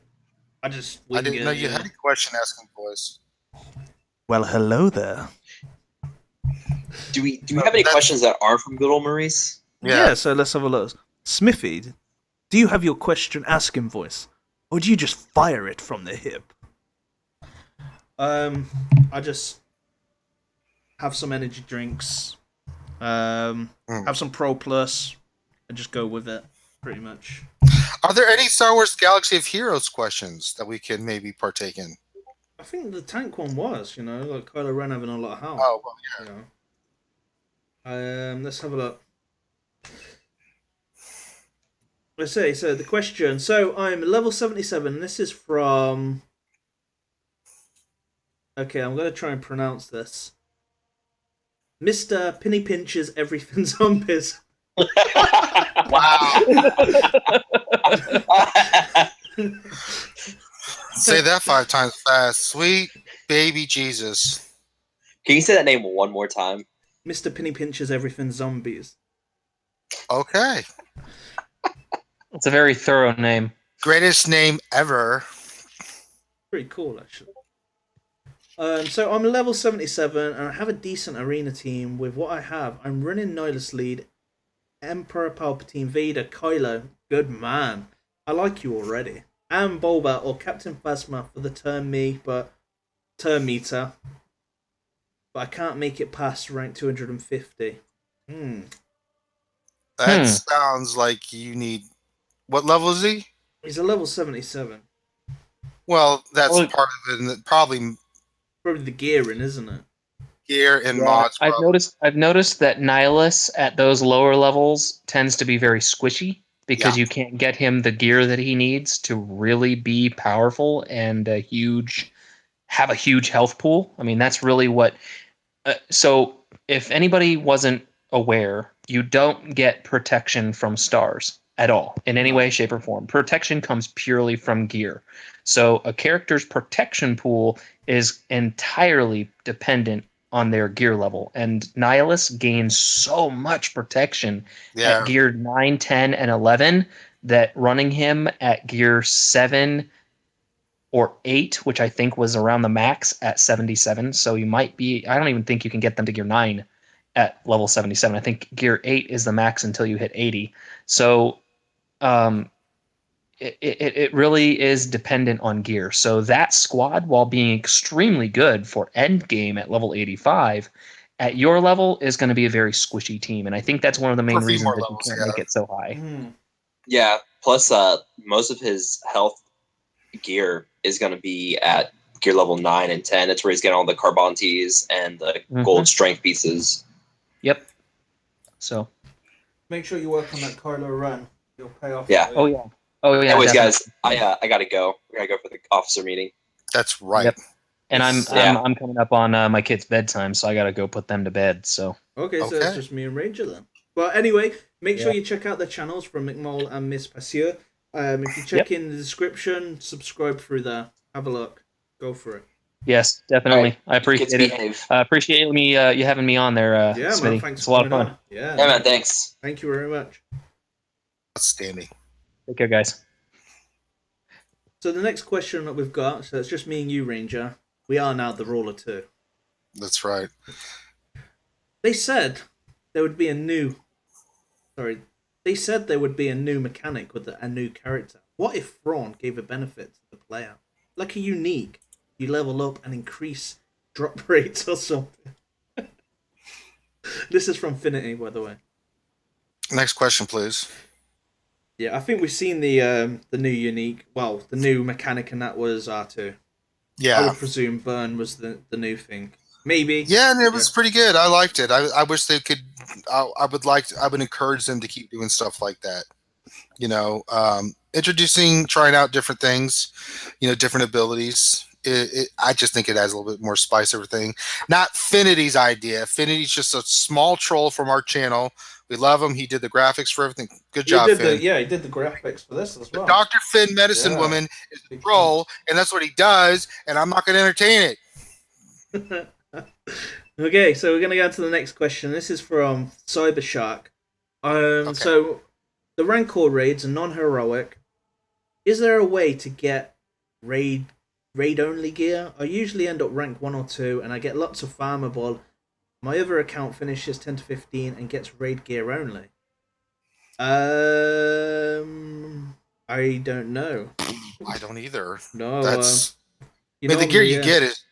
You just have a higher percentage gear. Well, you're guaranteed, I think, certain gear, but you know, it's RNG, man. I think you need to do normal, don't you? Really, you need to do not normal. You need to do. Is it tier 6 or heroic to get raid gear? I don't know why it is less than that. Yeah. Maybe the other account could be in a heroic guild, maybe, or could be. Yeah, only the tier 3, tier 4, maybe tier 5. I think tier 5 gives everything, doesn't it? All sorts kind of thing. Yeah. Yeah, pretty much. Have a look. I'm just going through the questions. Kind of gone. That's all right. Now. What about the other guys here? How's your day been, Ranger? Tell us a It's story. been pretty good. Well, when I was a young man, I didn't see the light of day until I was much older. I'm just making sure I don't miss any questions. There's actually a lot of people just chatting among themselves. Which is fine. You know, you Yeah. want to see the chat. You know, a lot of good people. We've had, I think we had like up to 130 watching. We got 105 watching right now, which is amazing. Definitely. No, Finn, it was not actually serious. Don't even try to play that. Right, so I've got this question, and it looks like it's from Artem. Is Okay. that possible to change guild by finding your language spoken? I'm in a French guild, and so automatically search shows me French guilds. It's hard to communicate. They're quite active, but still. I have no idea. Great question. That is a great question. I know. I'm trying to think of if there's anywhere on the forums where you can do that. I don't think there is. Where would be a good place for him to find that? Boy, oh boy. I've never had to deal with that issue before. I think the best way is to look on the. Wouldn't it be to look on the forums? Go to Yeah, the I EA would think forums so. Instead of in game, instead of searching in Yeah. game. Forums, Facebook. You're not gonna have any luck. Yeah. Forums, maybe. What would be another place you could go? I know that. What is it? They just added some new features to Star Wars GG. Yeah. Maybe that would help you out. Or you can get into Discord and maybe try to ask around and see if there are any guilds. I know Fear the Boot. A lot of people from Europe playing that guild. I don't know of any French specific speaking guilds, but I think if you just check the forums, that'd be a good place to start. I wish I had a more definitive answer, but I've never actually had to deal with that issue specifically. So, yeah, that's a really good question. Definitely. And I understand why you want to, because it would just make it easier for you. So, yeah. I've kind of lost the questions. We're kind of little refreshed on me. Well, just go to the next one you find. Yeah, no, I'm going down, and it shows that we're halfway through again. We were getting to the bottom a minute ago. What happened? See, what had happened was. Oh my god! Oh yeah, Infinity said Reddit. Reddit's another good place. Check it. Definitely. I'm just having a look now. I think what we'd have to do in future is just put at Smithie the question, because it'll just highlight for me then. Well, you know what? On the Jedi Academy, what we started to do was question. Make sure you put question, so that way we can, identify the questions themselves as questions. Because sometimes people will not put a question necessarily in the question form, so sometimes we will miss that. Definitely. Okay, I found a question. I'll let you take this one, Ranger. Okay. Because it's quite straightforward. And then if you just explain it. It's from Sailhoodin. Sorry if I said your name a little bit wrong there. But the question. Saladin Abdullah. Yeah, that's it. I know who that is. He's a good guy. Would Nihilus work with Rex, Lead 5s, and Chase? Go for it. So say that again. Rex Lead or Nihilus Lead? Rex Lead, 5s, Sharut and Baze, and Nihilus. Yeah, absolutely, that would work. I mean, so for that team, you have to remember the key components of that team: Rex and Chase. Who you put in there otherwise is totally up to you, and it still will be an effective team, right? You can go Kenobi and Boba Fett. You can go Nihilus and Boba Fett. You can go 5s and Nihilus. You can go. I mean, there's a lot of different ways. I've seen people running Rex with Wigs and Chase. So there's a lot of options with that team. I don't know if 5s is the best one, but 5s, because you are running Rex, is a good piece to put in there. So it gives you a lot of mix and match that you can put in there. So yeah, absolutely, that team would work. Especially since you are running Rex Lead, you can get that clone synergy, and I mean, absolutely, So if that's the team you're looking to run, go for it. Definitely, yeah. I haven't run Plus, probes for a long time in the arena. And you're also getting another counter, with that team because Chirrut and Bays will counter, and then you'll get Fives countering, so you're getting a lot of counter chances too. So that's another thing that he can do for you. Right, so we've got this question, and it's from Emza Kaski. I'm about to get General Kenobi in an hour. How would you mod him for the arena? Congrats. And this is a word I struggle to say. It's really bad, actually. I'm really bad with some of my words that I have to actually practice them before I say. Diction and yeah, I actually go on YouTube and see how they're pronounced. Because there's just really bad words. Like I cannot say combat analysis. Well, I've said it now, but normally in my videos it comes out like combat analysis. But this is just said it again. Specifically. Specifically. Oh, Specifically. Okay, cool. So I'm about to get General Kenobi in an hour. How do you mod him for the arena? Specifically on the Pimp Smithie D team. I'm not running General Kenobi, and I'm still working on him, so I haven't really dinged around with his mods yet. Smithie probably be your better answer, give you a better answer since you run him. I mean, how do you run your General Kenobi for arena? Well, how I run him, I've got some good speed secondaries. When I say good, I got him to about 200 speed. I think I have the 30 speed arrow mod, and then I just have protection across the board. Triangle protection, cross protection, circle protection. I have him quite tanky. I think it's got about 50k to 55k of protection. And nice. I mostly look for speed and health secondaries. That's the main thing. If I can get his health up, if I can get his kind of like speed up, then that'll ding dang do for me kind of thing. So he's about 202 speed. I don't think he needs to be super quick because he's an auto taunter. I think 200 is a good kind of like mark. You don't want him to be over fast, but you don't want him to be under fast. The benefit. No, I think between 210, kind of like Kylo. You want him in that range. Yeah, he's got more benefits than just his taunt. You could say that you want his taunt to last as long as possible, but you could also say that you want him to cleanse and use his other abilities quick. So that's why I put him around a 200 mark instead of making him like 240 or anything like that. I want to keep that taunt on him for a good amount of time, and I want to also make use of his abilities that he's got.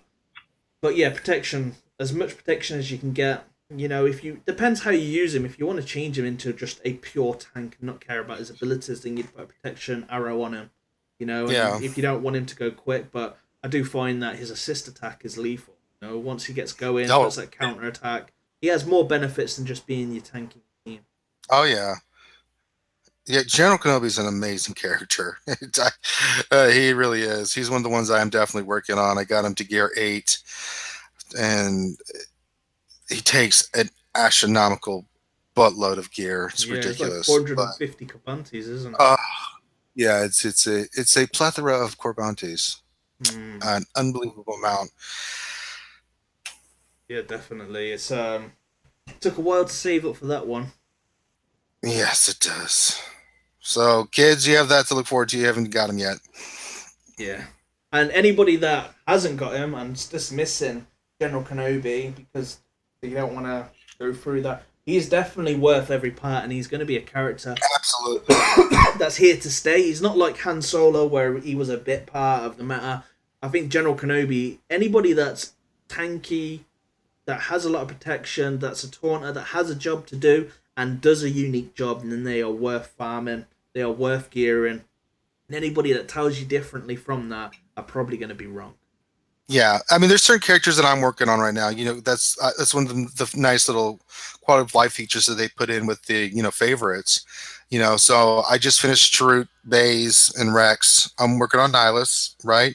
I've got Death Trooper marked. I've got the 2 clones I got to work on, R2-D2 and General Kenobi. Those characters are marked, so when I get gear, I'm putting it on them, right? And then I have priority of who I want to gear first. So yeah, definitely. That's this game. It's just gear grind. It really is. My God.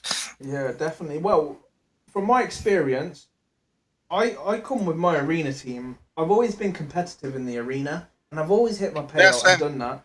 But I've never had an auto taunter till recently. I never had any auto taunter before General Kenobi. So I got General Kenobi March to 5-star? Well, it's probably January 5-star. Geared him straight away. But beyond that, when everyone had bays in the arena, okay, some had him. Had the auto taunters or had Shore Trooper. I didn't have any of it. I relied straight away on using Stormtrooper Han and Sunfuck as a duo. Yeah. That's what I used.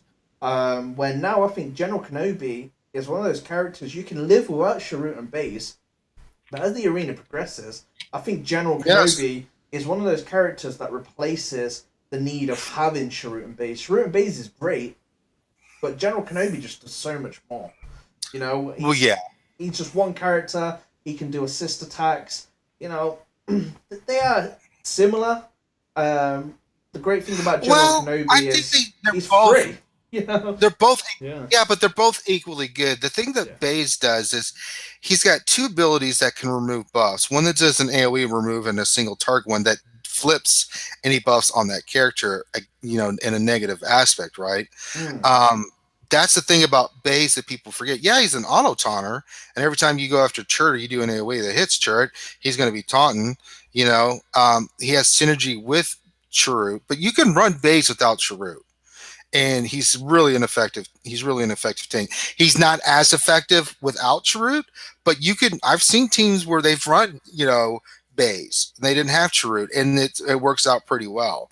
I think any of the auto taunters like Shore Trooper, Baze, who's another one? I think those are the two, right? I think with Baze, I think now, I don't think in a progressed arena shard, I don't think you could run him without Chirrut anymore. I think not anymore. The days when the Rebels were around, then because he'd open with the auto taunt and he'd soak up all that damage from the Rebels, and that's what you needed him to do. But now, without Chirrut being there, the only time he's going to get the taunt on him, is going to be when an enemy is defeated. Well, when any character is defeated. I can't remember, or an enemy.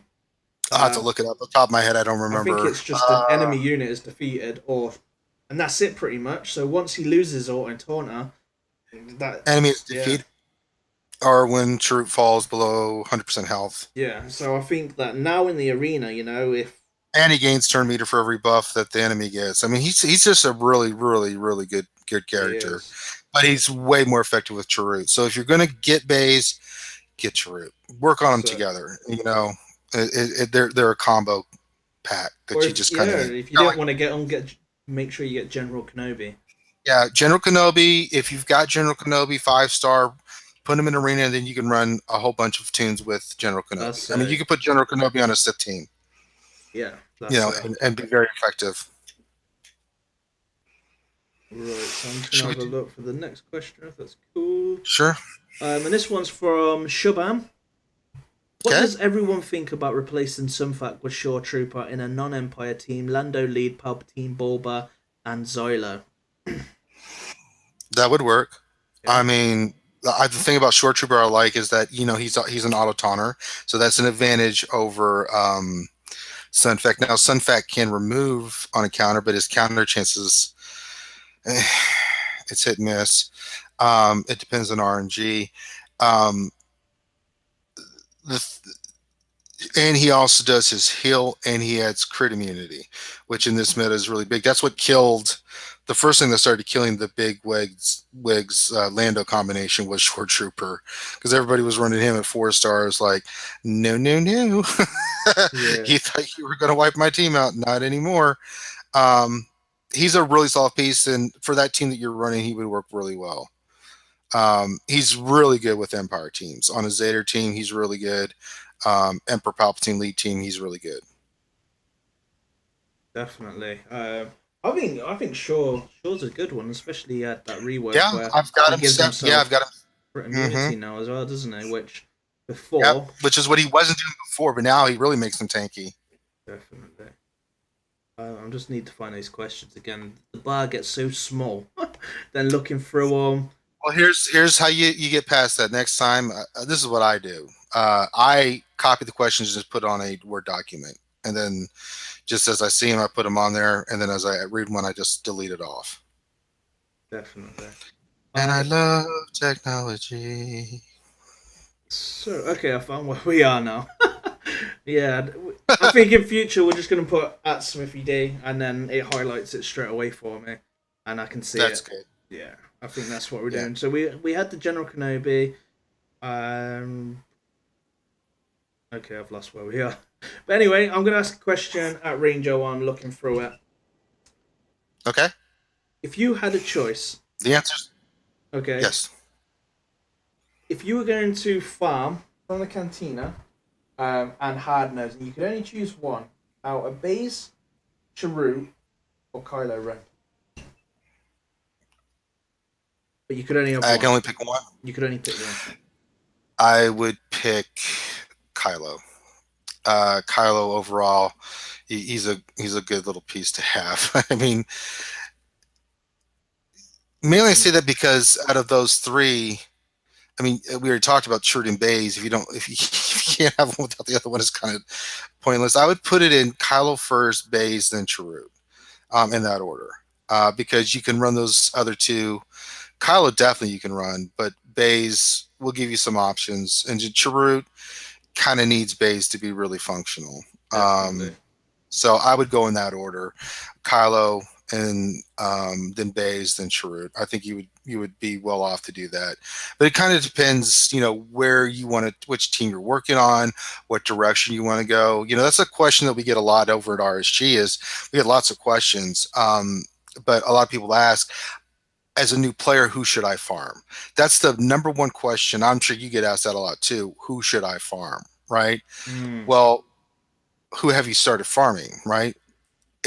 That's why we do a lot of roster reviews over there, is because I need to see what you've done, before I can tell you what you need to do. And that's the biggest thing. And I think, here's how this game really works. And for new players that are listening to the stream right now, you're going to need 30 characters, and you're going to need 5 for pretty much each kind of faction, right? Because of the different components of the game that you will want to get into, right? Yeah. And from those eventual 30 that you want to start off with, that'll incorporate into your PvP team, right? But you need 5 rebels, you need 5 Empire, definitely. You need 5 Jedi. Now you're going to need 5 Sith, because they've got the new event for that. Right there, that's 20 characters that you need to work on. You also need 5 scoundrels, bounty hunters, bounty hunters, right? Bounty hunters. I don't know why I said scoundrel, but for credit heist and the droid event, the smuggling event.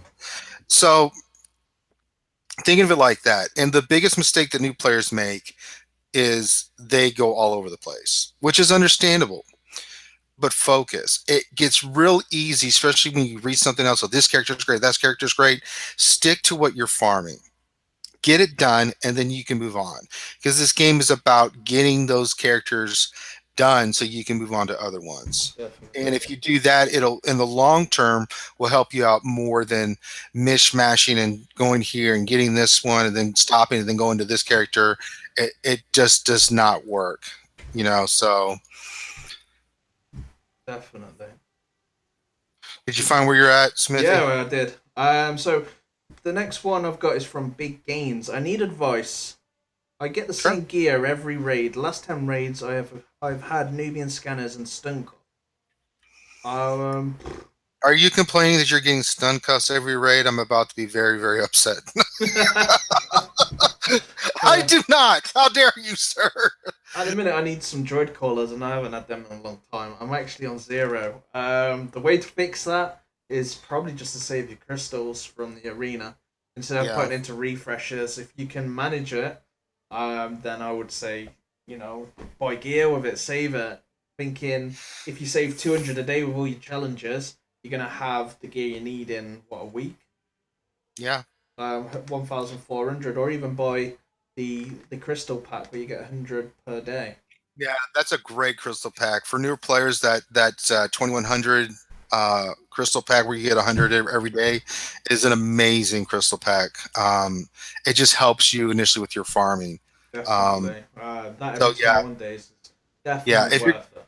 If you're going to invest, starting off with, that's a good one to invest. If you don't want to spend a lot of money. Definitely. So let's go on to the next question. And this is from Nick Solomon.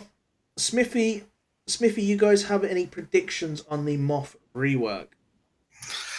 I don't have a particular idea of what they're going to do. I know what I'd like to see. I'd like to see him become that, kind of Rex kind of person where he can get rid of debuffs. We do not have that.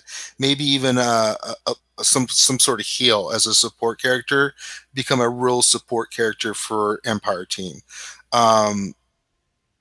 If all they do is just rework his current abilities and just change him up a little bit here and there, or add or subtract from it, then it's not really going to make a difference. I mean, they need to do from the ground up kind of rework with him.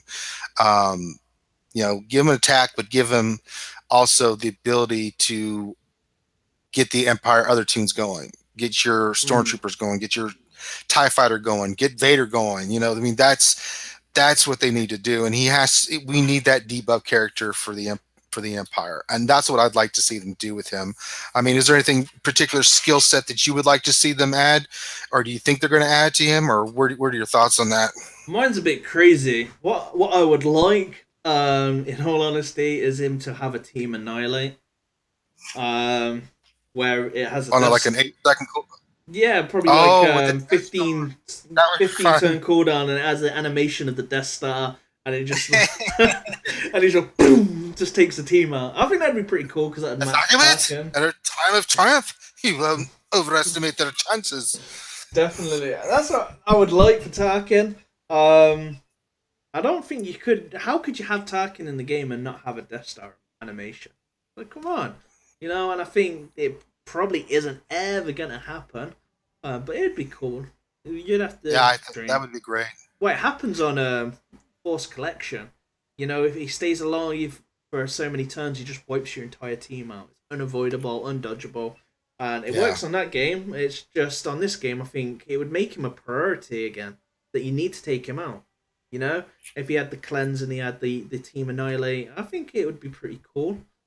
And just I agree. Like, you could actually do it where it's not. You have his AoE attack that looks like it's a Death Star strike, but they could just turn that into, it just wipes the whole team out. I think it'd be cool. I think I like that. Some people might hate me for it that I suggested it. Well, people are gonna hate. Yeah. And if it did happen, and then he's like the meta, and he's just like wiping teams out, and everyone's got Zaris again. You'd have to see Vader. Vader then rises from the ashes. Dun-dun-dun. Yeah, pretty cool. I'm back. Right, the next question I've got is.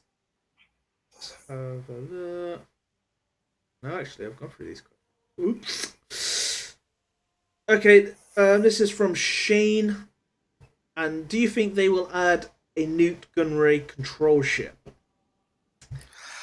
That had been in the notes they pulled, the data saying that there was supposed to be a Newt Gunray ship. I'm assuming he's talking about the Trade Federation ship. I don't know. At this point, there's been speculation what new ships they're going to be adding, and we definitely do not know what fleet ships are going to be adding. I mean, we've got 3 right now. It would be nice to get some more, but at this point, we are as much in the dark, and I can't even speculate because there's just been really, other than Newt Gunray, which was kind of speculated about in the data pool. But there's been some other stuff that they pulled from the data pool that just hasn't come. Anakin ship as well, wasn't it? Anakin ship was in the part of yeah. They're old files now, I would say. They're redundant. I don't think they're reliable because CG changed the process of how they do it now. And because of all the data mine leaks, I think the way they do it now is just live update, put the character into the game. That's it, and that's what's going to happen. So anything previously, unless a data mine's run after an update, I think that any old characters are probably not going to see they're not going to be a reliable source right now because the update, I agree 100%. Yeah, the update gets done, character gets added, then someone data mines it, and they can find all the information there and then. But I think the update now has to go live for them to update for anything to change. I think just the old stuff will just be sitting in the files. It could be that they're just an event boss. That's an idea. It's probably going to be hundreds of stuff in there. Like they've even got Hoth Luke in. Hopefully, he never gets in the game. Well, we'll wait and see. But special ability takes off a Wampra's hand. So the next question is, and this is from Lord. I think it's Thanos or Theos. Theos. That's it. Thanks, man. What teams are you aiming for the arena now? The Zeta Qui-Gon Jinn team. Me personally, I am not doing anything with Zeta Qui-Gon Jinn. I'm still running Rex, and I'm doing very well with that. I mean, I'm still farming other characters, don't get me wrong, but I'm kind of waiting to see what happens because, as I stated earlier in the show, there's nothing out there right now that's going to overtake the Rex lead right now. The Rex lead for the next couple of weeks is going to be meta until they introduce some character or they change some stuff with abilities that will change that. So for now, it's Rex lead. Now, my position, and I'm sure Smithie, you're in the same position, is we have enough characters farmed and ready to go that if we have to focus on a different character, even one that we haven't worked on that much, it's not that much for us to put some work into it. We can change our meta. But for right now, not that, listen, I think the Qui-Gon Jinn team with Yoda and R2 and stuff is great. It's a good team. I still wreck the hell out of it with my Rex lead team. But it's a really solid team, and I think that team's going to come up. And I think that team's going to come up more, and I think the Mcmole is going to drop a little bit to where they're going to be kind of on even par. But I still think Rex is where the meta's at, and I think that's where it's going to stay for a while. At the moment, I've already got my Qui-Gon Jinn at Gear 11. I've got all my same Jedi, here. All my important stuff. I just don't have any Zeta on him at the moment. I'm finishing my R2 Zeta. So I'm going to finish my R2 Zeta, and that's going to be on Number Crunch. And then I will probably do Qui-Gon Jinn lead, but I'll check to see if there's anything new that's come out. If there's something that's going to be more. I'm waiting. I'm waiting for my Zetas to see what the new characters are. If there's going to be impact, do they have a Zeta, that kind of thing. Before then if they don't, then I'll look at maybe for the next Zeta who I'm going to do. Maybe it'll be R2. I am working on them, but and it's sad because I have Qui-Gon at Gear 11 max done. Same, with a lot of my Jedi, but I've already got a really solid team, and it's just, I think, in my opinion, it's just an overall better team that gives you more options. The Jedi on offense with R2 they're crazy good. They are really, really good. And they're pretty decent on defense. However, Rex does beat that team. Yeah, with Chase. Yeah, definitely, because the AI and how it works. The AI, even how hard, it doesn't matter how hard a team the AI does so poorly with that team. It's ridiculous. They do it with all teams, don't they? Especially if you've got a healing team like Barris or anything like that, the AI will decide to hit one character, then randomly it will just decide to hit another character, and then you can just heal that character, or they'll just heal over time or something. So there is no consistency with the AI, and like I stated in my Qui-Gon Jinn video, the AI runs like a Commodore 64. It just seems to have one function. Yeah, that's it. I do get baffled sometimes at the AI, like, what just happened? Yeah, well, check this out, right? I'll go against Mcmole team sometimes, and Sith Assassin oddly sometimes decides to open with her attack instead of a turn meter game. She just goes for the lightning. I've seen that too. That's right. I have seen that. I'm just like, I sit there, I'm like, good. I feel your anger. Your simple attack. Yeah, that's it. And I've seen it before as well. When I've run more teams, and I don't know if it's still like that, someone would probably have to test it. But when I ran a Maul lead and the other team had B2, B2 wouldn't even open with my characters having stealth. He wouldn't even do an AoE attack. He wouldn't dispel. wow. He'd just do nothing. He'd just use his basic attack. So it was wasted for a long, long time. I never told my shard mates that. I was just like, oh yeah, B2 didn't work. I just kept that one quiet. But yeah, he didn't work. He didn't dispel. I was just like, cool. I am the Senate. Yeah, so I just didn't say anything. I think I said it maybe to one person, but I just didn't really tell everybody about it because it was just broken. I'm just thinking, AI, it's another day in the AI office, isn't it? What does the AI and the good thing right? about the Rex lead, the Rex lead, the defense on that is pretty good because the AI is forced to kind of, with the counters and everything, it kind of has to run that team right most times. Not all the time, but it does, for the most part, run that team correctly. As with other teams, you're just like, thank you for the win. It's like, I'll take this win easily. Definitely. I'm going to do Qui-Gon Jinn Zeta, though. I'm going to wait till see if who the fan favorite is, because hopefully that's going to be another Legend event. And if it's anything like R2, I'm probably going to be all over that and get all the gear and stuff for it and Zeta it. If it really depends, if they've got something that I think that's going to work with what I've got, and then I'll probably Zeta if it's something that's long term and I'm just like, oh, it's probably going to take me this to get A, B, C, D, so I probably wouldn't Zeta him straight away or her. Yeah. Then I'm probably going to just do the Zeta. I want to do the Qui-Gon Jinn because Qui-Gon Jinn is stellar. This game is the game. And how I've always looked at it is I want to have this main faction, that main faction, and this main faction for these Legend events. I did my Rebels way before the Emperor Palpatine League. So I was thinking, what? One day I'm going to need 5 Rebels. I'm going to call on 5 Rebels and I'm going to need to do it. So I started doing Jedi. I made sure I've got at least 5 Jedi. I've got probably all of them. Except for Ezra and Kanan. Which I'm not really too interested in unless I was running a Qui-Gon Jinn lead, and I'd probably swap Ezra in and out because he could do some heavy damage. But so this is a really good piece. Yeah, well, if we get Ahsoka, holy flaming underwear, Batman. But yeah, you want to have a faction at least farm at least 5 of them. So if metas do change, it's not going to be a hard transition. You're not chasing it as much as not having any of them at all. That you want to have Sith, you want to have Empire, especially for these events, because as gear levels increase, the events are probably going to get a little bit harder. Yeah. You want to make sure you've got them semi-decent somewhere that you can just take them to the next level if needed.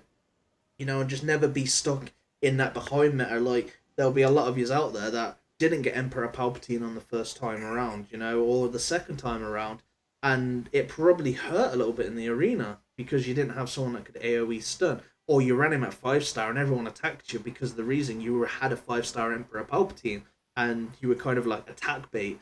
With characters like that, you can only get away with running understarred characters if they're not. Well, you can only get away with it if they're tanky. Yeah. If they're squishy, or their niche. Their niche. I mean, like a Sith assassin at 3 stars, as long as you've got the gear, and the mods, then yeah, I mean, even if she dies, she's just there to give that initial turn meter for the it was for the Darth Maul lead team, so you get those guys rocking and rolling, right? But she was her survivability was so high because she goes into stealth and then got foresight, so she was able to dodge an initial attack. So that's what made her so good initially, and then Nihilus was just because of what Nihilus could do. I mean, so certain character. Now that's not all characters. We spoke about this. Krennic, don't do it. Don't go in there with a 3-star Krennic. You're gonna get your face pwned. But but Chirrut, Baze, Sith Assassin, Nihilus, those kind of characters were easily viable at any time. If you've getting gear 10 and you've got the mods, 3-star, 4-star, you're good. That's where it's at. It's not at the star level. It's really at that gear level. Definitely. And that mod level. Yeah, so we're going on to the next question. I think hopefully we're coming to near the end. Hopefully. So this is from Shane. Name the worst ship ever. Geonosian Spy. In game or just period? We'll go with in game because there's a lot of ships out there. It's Geonosian Spy. It's just not. It just doesn't do anything. I mean, it's got maybe a niche for a certain team, but even then, it's still not very good. I mean, there are faults with the other ships. However, they have good things that kind of counteract some of their bad things, and in the right team setup, they can be really good. Geonosian Spy, other than if you're using, Darth Maul's ship, it just doesn't have a place right now. That's a ship they need to rework. I'm just going through all the ships in my head, and I'm gonna have to say the Millennium Falcon because CG hasn't allowed us to have it yet. Yeah, I just don't know because what's it going to be like? We haven't really had a chance to really play with it. I mean, it looks cool. I'll tell you that. It looks just the swoop attack. It's pretty decent. The sound effect. You know what? I didn't actually get to play with it ever. Same. That sucks. Yeah, I'd probably agree with you on Geonosian Spy. I can't think of any worse ships than his ship. No, not that. Other than that one, no. I think his only purpose in the game, in the ship section, is being that fifth easy to farm dark side ship. Pretty much, yeah. But there's just other ships you should hold out for and farm. But yeah, that ship just. I haven't played with Geonosian Spy either. I've never farmed him. I always was. I haven't either. This is just from, the people I've talked with in TI and other sources. Ducky is in TI with me, and of course that he is a monster when it comes to ships. And I mean, he could really break it down why that ship is not worth it. I mean, I'm sure there's people out there that have a different opinion and think that it's a great ship, but I mean, there's just better ships and better comps you can work on than trying to get Geonosian Spy. Definitely. So we're gonna go on to the next question, and I believe it's about I said as Riddle. I can't say that word. Sorry, but we'll call him Rids. Okay. Yeah. Riddle Balaka, I think it is. Maybe. Question. Do you think if acquiring gear were easier, there would be a more meta diversity in the arena? Yes. No, I don't. I do. Well, I think it's also abilities. Yeah, of course. Gear. Yeah, I mean, gear does help, right? I think mods have a bigger impact than gear does. So mods, it's abilities, mods, than gear that make a tune what it is. Certain characters, their abilities they don't do anything. Yeah, but at the same time, in the same concept is with limited gear, who do you gear? Okay, you're gonna gear what everyone else says is good, but if you had more gear, you could then go out and test things for yourself. And that's true, but does that necessarily, just because you test it out, mean that you're going to see more diversity? Because you're going to go in there with like a Cup, Ugnaught, and a Night Sister team and get your face. Well, it's the same as why do everyone run a Rex lead? Because it works. Okay.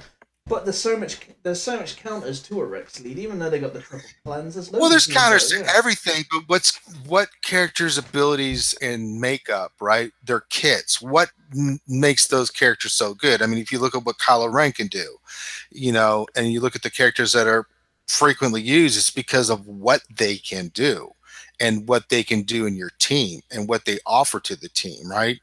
But there's just certain characters in the game that is like. You can come up with a niche team. Like, if you want to really run Geonosian Soldier, he does good damage. You're going to get stomped. But Geonosian Spy is pretty decent in the arena against these chase teams.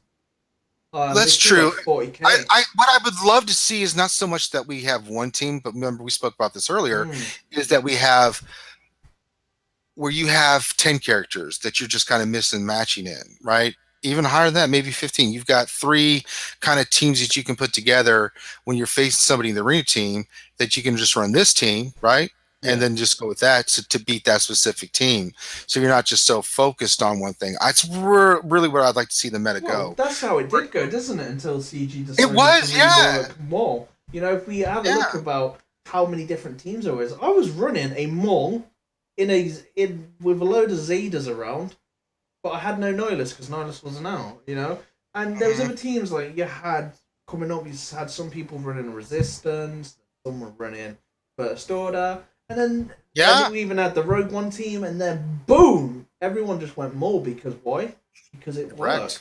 Yeah. It wrecked. Why has everyone gone Rex? Because it works. It wrecks. Yeah. No pun intended. That's it, and that's the problem with the meta in the game is because of the whole It's too limiting. the Mcmole for Zaska. Well, the whole Mcmole thing, I think it was just horrible because any character they released, it wasn't even worth buying. Why would you buy a character that you can't use in the arena? You got to use them in Galactic War. No. What is the point of that? Like, serious, you could just go through it with Galactic War with your arena team of Mcmole or Rex anyway. So what would be the point Pretty of much. Yeah. And then I didn't see Phoenix Squad being that good in the raids either. You know, like No. You know, they're shit. I don't think it's anything great or anything that you go, oh my god, I need to buy that for ships because ships are amazing. It doesn't pay off. If you look at the arena, it repays your crystals. Ships give you currency for Zetas, but do you need to buy those ships to get number 1? No, because again, you could get number 1 with the ships that are currently there. You know? Yeah, free to play ships, you can easily get number 1. Exactly. Without a problem. Yeah. What's behind the paywall at the moment? Ships that aren't really that great. Okay, you got the Falcon. No one runs it. Yeah, no one runs the Falcon. Yeah, they're good, but they're not going to be. They're not game changing like a character is, right? I mean, if you spend money on a mega chromium pack, right, you're going to get. Well, you're running the risk. You've seen how that works out for me. Yeah. But most likely, you're going to get some shards that you really need for characters that are going to help you, right, in the long term. If you get ships, it's kind of a waste of money, in my opinion, because the ships that you can farm, and even some of the unique ships like that are in the fleet shipments, like Maul's ship, Boba Fett's ship, Vader's ship, Biston's Ewing, ships that if you just farm those ships consistently and in GW, you're going to have a really good ship team and you're going to go far, right? As long as you run the right team, but you're still going to have an opportunity. That's different than PvP.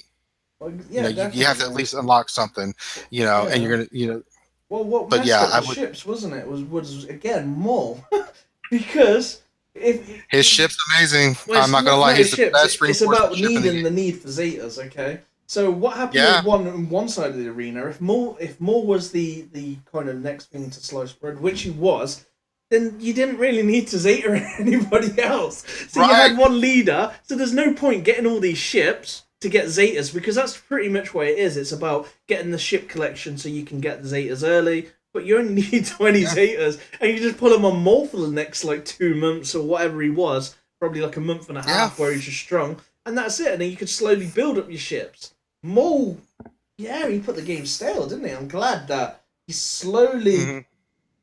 I think it's good that he's still being used, but it's still viable. It's still viable. I didn't like that he was overused. Like everybody had to go Mcmole, and Mcmole it's great. At its peak, it was 52% of rank 1 people were using Mcmole. I think Rex is 44% now, something like that, 46. It's kind of taken over. Maule's still second place. I mean, it's a lot of people still use Mcmole lead, but if you look at the trends, Maule's kind of. I think that's where it's going to stay for a while. The only thing we talked about earlier and mentioned is that the R2 Jedi team is going to start making a run up. Combinations with R2 is going to start overtaking the Maul team a little bit. One, I just think people are tired of playing Zal. They want to do something different, which I totally understand. And I just think that it's a more friendlier team to have to get because really some of the Sith that you have to get for that team are a pain in the ass. Nihilus is a pain in the ass. Sith Assassin's a pain in the ass. Not that Churn and Bays aren't, but at least they have somewhere. It's just one of those teams to make it viable. You just have to have the right tunes, and if you're not going to spend a lot of money, then it's easier to get some of these other teams and running with R2 than it is a Sith team. I'm just hoping that they do bring out some super events. I do too. By this game mode, I do hope it's PvP. I do too. Or even if it was just like Battle of Friends team. I don't think I would enjoy it as much because, again, the AI is like a Commodore 64. The AI seriously needs a buff. It needs to have protocols. If they ever could figure out real-time PvP. Not as part of the rank, but just something you could do for fun. That's it, because at the minute, what can you do? So, say for an example, this is a game, and it's kind of like, in my opinion, and how I look at it, is that you have to spend to play it. There is the free-to-play way, but what I mean by you have to spend to play it is once you've done your Galactic War, okay? So, I call these, like, stuff you have to do. You have to pretty much do it every day. Galactic War, Arena, Fleet, raids, if you've got them open. I want a game mode where I can go in and play with the stuff that I've farmed against other people that have farmed. Stuff that isn't viable in the arena, but I could have a versus battle with a live person on a game mode. Say if I wanted to go against Ranger, and I'll be like, I've got this resistance team. They do great in raids. But I'll run First Order. Exactly. And then we can have a resistance versus First Order team. The possibilities of how much of a community that would bring to the game, and I think if CG never put in it, then they're missing the biggest opportunity of a lifetime, because that is how games are built. If you go now and go and play the Xbox One, how boring would it be if you played it offline? Right. Or any PC game. You didn't play any multiplayer aspect of it. Multiplayer brings a whole new universe to any game where everyone interacts. And I think live PvP, again, not part of the actual existing game modes that are in the game, because that would be silly. No one wants to do a live PvP in the arena. No one wants to do that for their payout. That would just be ridiculous. But if there was a game mode where it doesn't cost anything, and maybe, alloy points or whatever. I don't even think alloy points. I think it just be free. The amount of people that put money into this game, and I think this is a great way to give ways back, that you can use these characters like the Imperial Squad. They may not be meta in one game, and mark my words, the Qui-Gon Jinn, Zeta, teams like that, like Resistance, will dominate in a live PvP. Without a doubt. It would just smash. Of course, mods would always play a factor, but you'll get to learn something, and you'll get to go against somebody that's not in the same position as you. If you wanted to just decide, randomly, I'm going to face Warrior, and you could see the difference you could learn, and there's so much great ways, so much that. Well, you could just come to me one day and just say, I've got a new team. Run the meta team against this team. I want to see how it works. And then we could actually interact and say, well, this worked, this didn't work, this is what I would use, this is what you should have done here. I mean, that would be fun. Like playing a game of chess with somebody. I just think, you're absolutely right about that. Yeah, and I think it will happen because why? Because it's EA. What is their slogan? Challenge is everything. So I put this challenge out to you. I throw down the gauntlet, EA. I want to see live PvP. Challenge is everything. Yeah. Do it. That's straight away. I threw out the gauntlet, man. I threw it down. There you go. I want to see live PvP. Right. We've been answering questions for almost 3 hours, brah. Yeah, it's been pretty cool. But I think we'll leave it at that. I think so. Yeah. Had some laughs, answer some questions, technical difficulties. All a part of the wonderful life of streaming. It's all part of the plan. I suck really at these voices. I just can't do them anymore. You have to unleash your anger. I can do the Labyrinth one. If you've seen Labyrinth, haven't you, Ranger? Mm-hmm. Let me just practice a second. Okay. So, do you know that the guy that's called Pluto? Is it in Labyrinth? Yeah. Pluto friend. See, That's pretty. Everybody can do a voice. Oh boy. I'll probably do RoboCop. I used to be able to do it years ago. Where he goes, Are alive, you're coming with me. it's probably really bad, but. Of course it is. You haven't practiced him enough. But yeah, so You where can we son find of a- you, Ranger? What are you doing lately? Well, we are losing our minds. I am over at the RSG channel, Reality Skewed Gamers. And we are currently doing the Wednesday stream where we cover the latest updates and news from Star Wars Galaxy Heroes, answer questions, theorycraft. We do all kinds of stuff. And so you can check us on YouTube on RSG. And we've also taken over the Jedi Academy. Everybody's been asking where you've been. I've been having to tell them. And I tell them that you will eventually come back. You know, just things are busy right now, but you always have a place on Jedi Academy. It's just when you get the time, you'll pop in. And if you don't, then we'll just keep a spot warm for you. Really, we are focusing on those two things. That takes up a lot of our time. We've been coming up with some new models and stuff we've been using for the stream and things of that nature. We've got the Discord running up and running with lots of different ways that if you come join our Discord, we can definitely get you guys hooked up with answering your questions. We got some top-notch people over there, and then just doing the game, man, living life, living the dream. Pretty much Yeah. same old, same old. You can find Ranger's channel in the description below. But there is a question I've just seen on screen now. It's not Galaxy of Heroes related. It's just about doing streams on other games. Sure. Metal Gear Solid Online I probably won't be doing. I've been working my little socks off on GTA at the minute.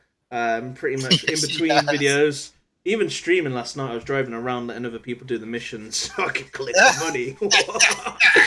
That's pretty much what I was doing last night. I'm finally on day 3. I finally brought a house. Okay, I need to buy a car next. And what is it? He is poor no more. What's the slogan? You get the power, then you get the woman, then you get the. First you get the money, then you get the power. Then you get the woman. Okay, so on day 3, yeah, I haven't streamed any of it because I'm quite a poor guy on it, and it's really hard to find a game that isn't full of turds. You know, that just like ruin the mission. You get halfway through a heist and they just decide to kill themselves, and you're just like, why? And then you have to restart it again. But yeah, the game's full of turds and stuff. So I've just been building up. Takes a while. I probably won't do any Metal Gear Solid more online. I'll probably do the single player. But yeah, I will be doing multiple games. And the big question is, will I leave Star Wars Galaxy of Heroes? No, I won't leave Star Wars Galaxy of Heroes. No. I'll still be doing videos for that as my main priority. The streaming, yeah. What about Battlefront 2 when that exactly comes out? Why I'm doing game streams. We are going to be all over that like white on rice. I'm trying to get Finn to join in the fun so we can all just be chasing Finn, trying to shoot him in the face. But that's exactly why I'm streaming games now. I'm getting in there early because if I could do Battlefront, it's kind of like a hobby, you know. Galaxy of Heroes is a hobby, but and then gaming has always been my biggest hobby, and Galaxy of Heroes falls into the same category. The difference being console gaming is something I was always good at. I might not have been good on Battlefield 1, but that's squad based. I can't really. I'm a lone wolf, you know. If you watch me on Call of Duty or Titanfall, I just dominate. That's just on hardcore and stuff like that. But games where everyone just like camps from a mile away or they work as a team, it's very difficult for me to kind of like penetrate their defenses, you know. He said penetrate. But yeah, if you give me a Call of Duty game and I'll just flank everybody and run behind them and kill them all and stuff like that. And never take them head on. Go behind them. Watch them when they're camping, and that's that's how it works in real life.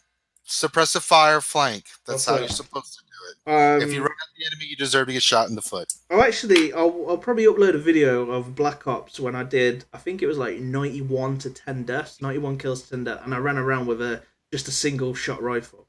The whole map on Black Ops 1. Just ran around, just taking them out, flanking them left and right. Just remember, single shot, that was it, like boom, boom, boom, boom, and then just running into the spawns and stuff. But I love Call of Duty, and streaming games is something I enjoy doing, you know, and it's just a great opportunity for me just to chill, relax, because if I wasn't doing that, I'd probably just be watching a movie or something. Or probably doing a movie, you know. I don't know what, but yeah, just stick with me, guys. That's it. That's all I can ask. And if you've enjoyed this video, support Smithie D. yeah, make sure that you like the video too and subscribe. Yeah, and if you're gonna leave a thumbs down, be a man or a woman. Yeah. We're not sexist here. And say what the F is Say your problem, what you man. don't You know what I mean? like. All these guys that give me dislikes, and they can't even have the cojones to say why they don't dislike it. What? Is it? I mean, Yeah. But oh well. I think life goes on that part. it's just part It of is the what it game, is. so. But Yep. I thank everybody that is supported that's coming here today, and for Absolutely. your questions. And it's been a pleasure. First episode, great start. Going to be here again next week. Ranger will probably be here again next week. I have no life. That's he loves doing streams. I do. Yeah. But thank you very much for joining us for the first episode of The Rule of Two. And by the way, the Rule of Two means question and answer, if anyone was wondering. But thank you very much. just putting it out there because there's always going to be someone say, it's not the Rule of Two, there's 4 of them. There always will be someone, but I know. I know. It's the world we live in. But thank you very much It for is. watching and enjoy your nights.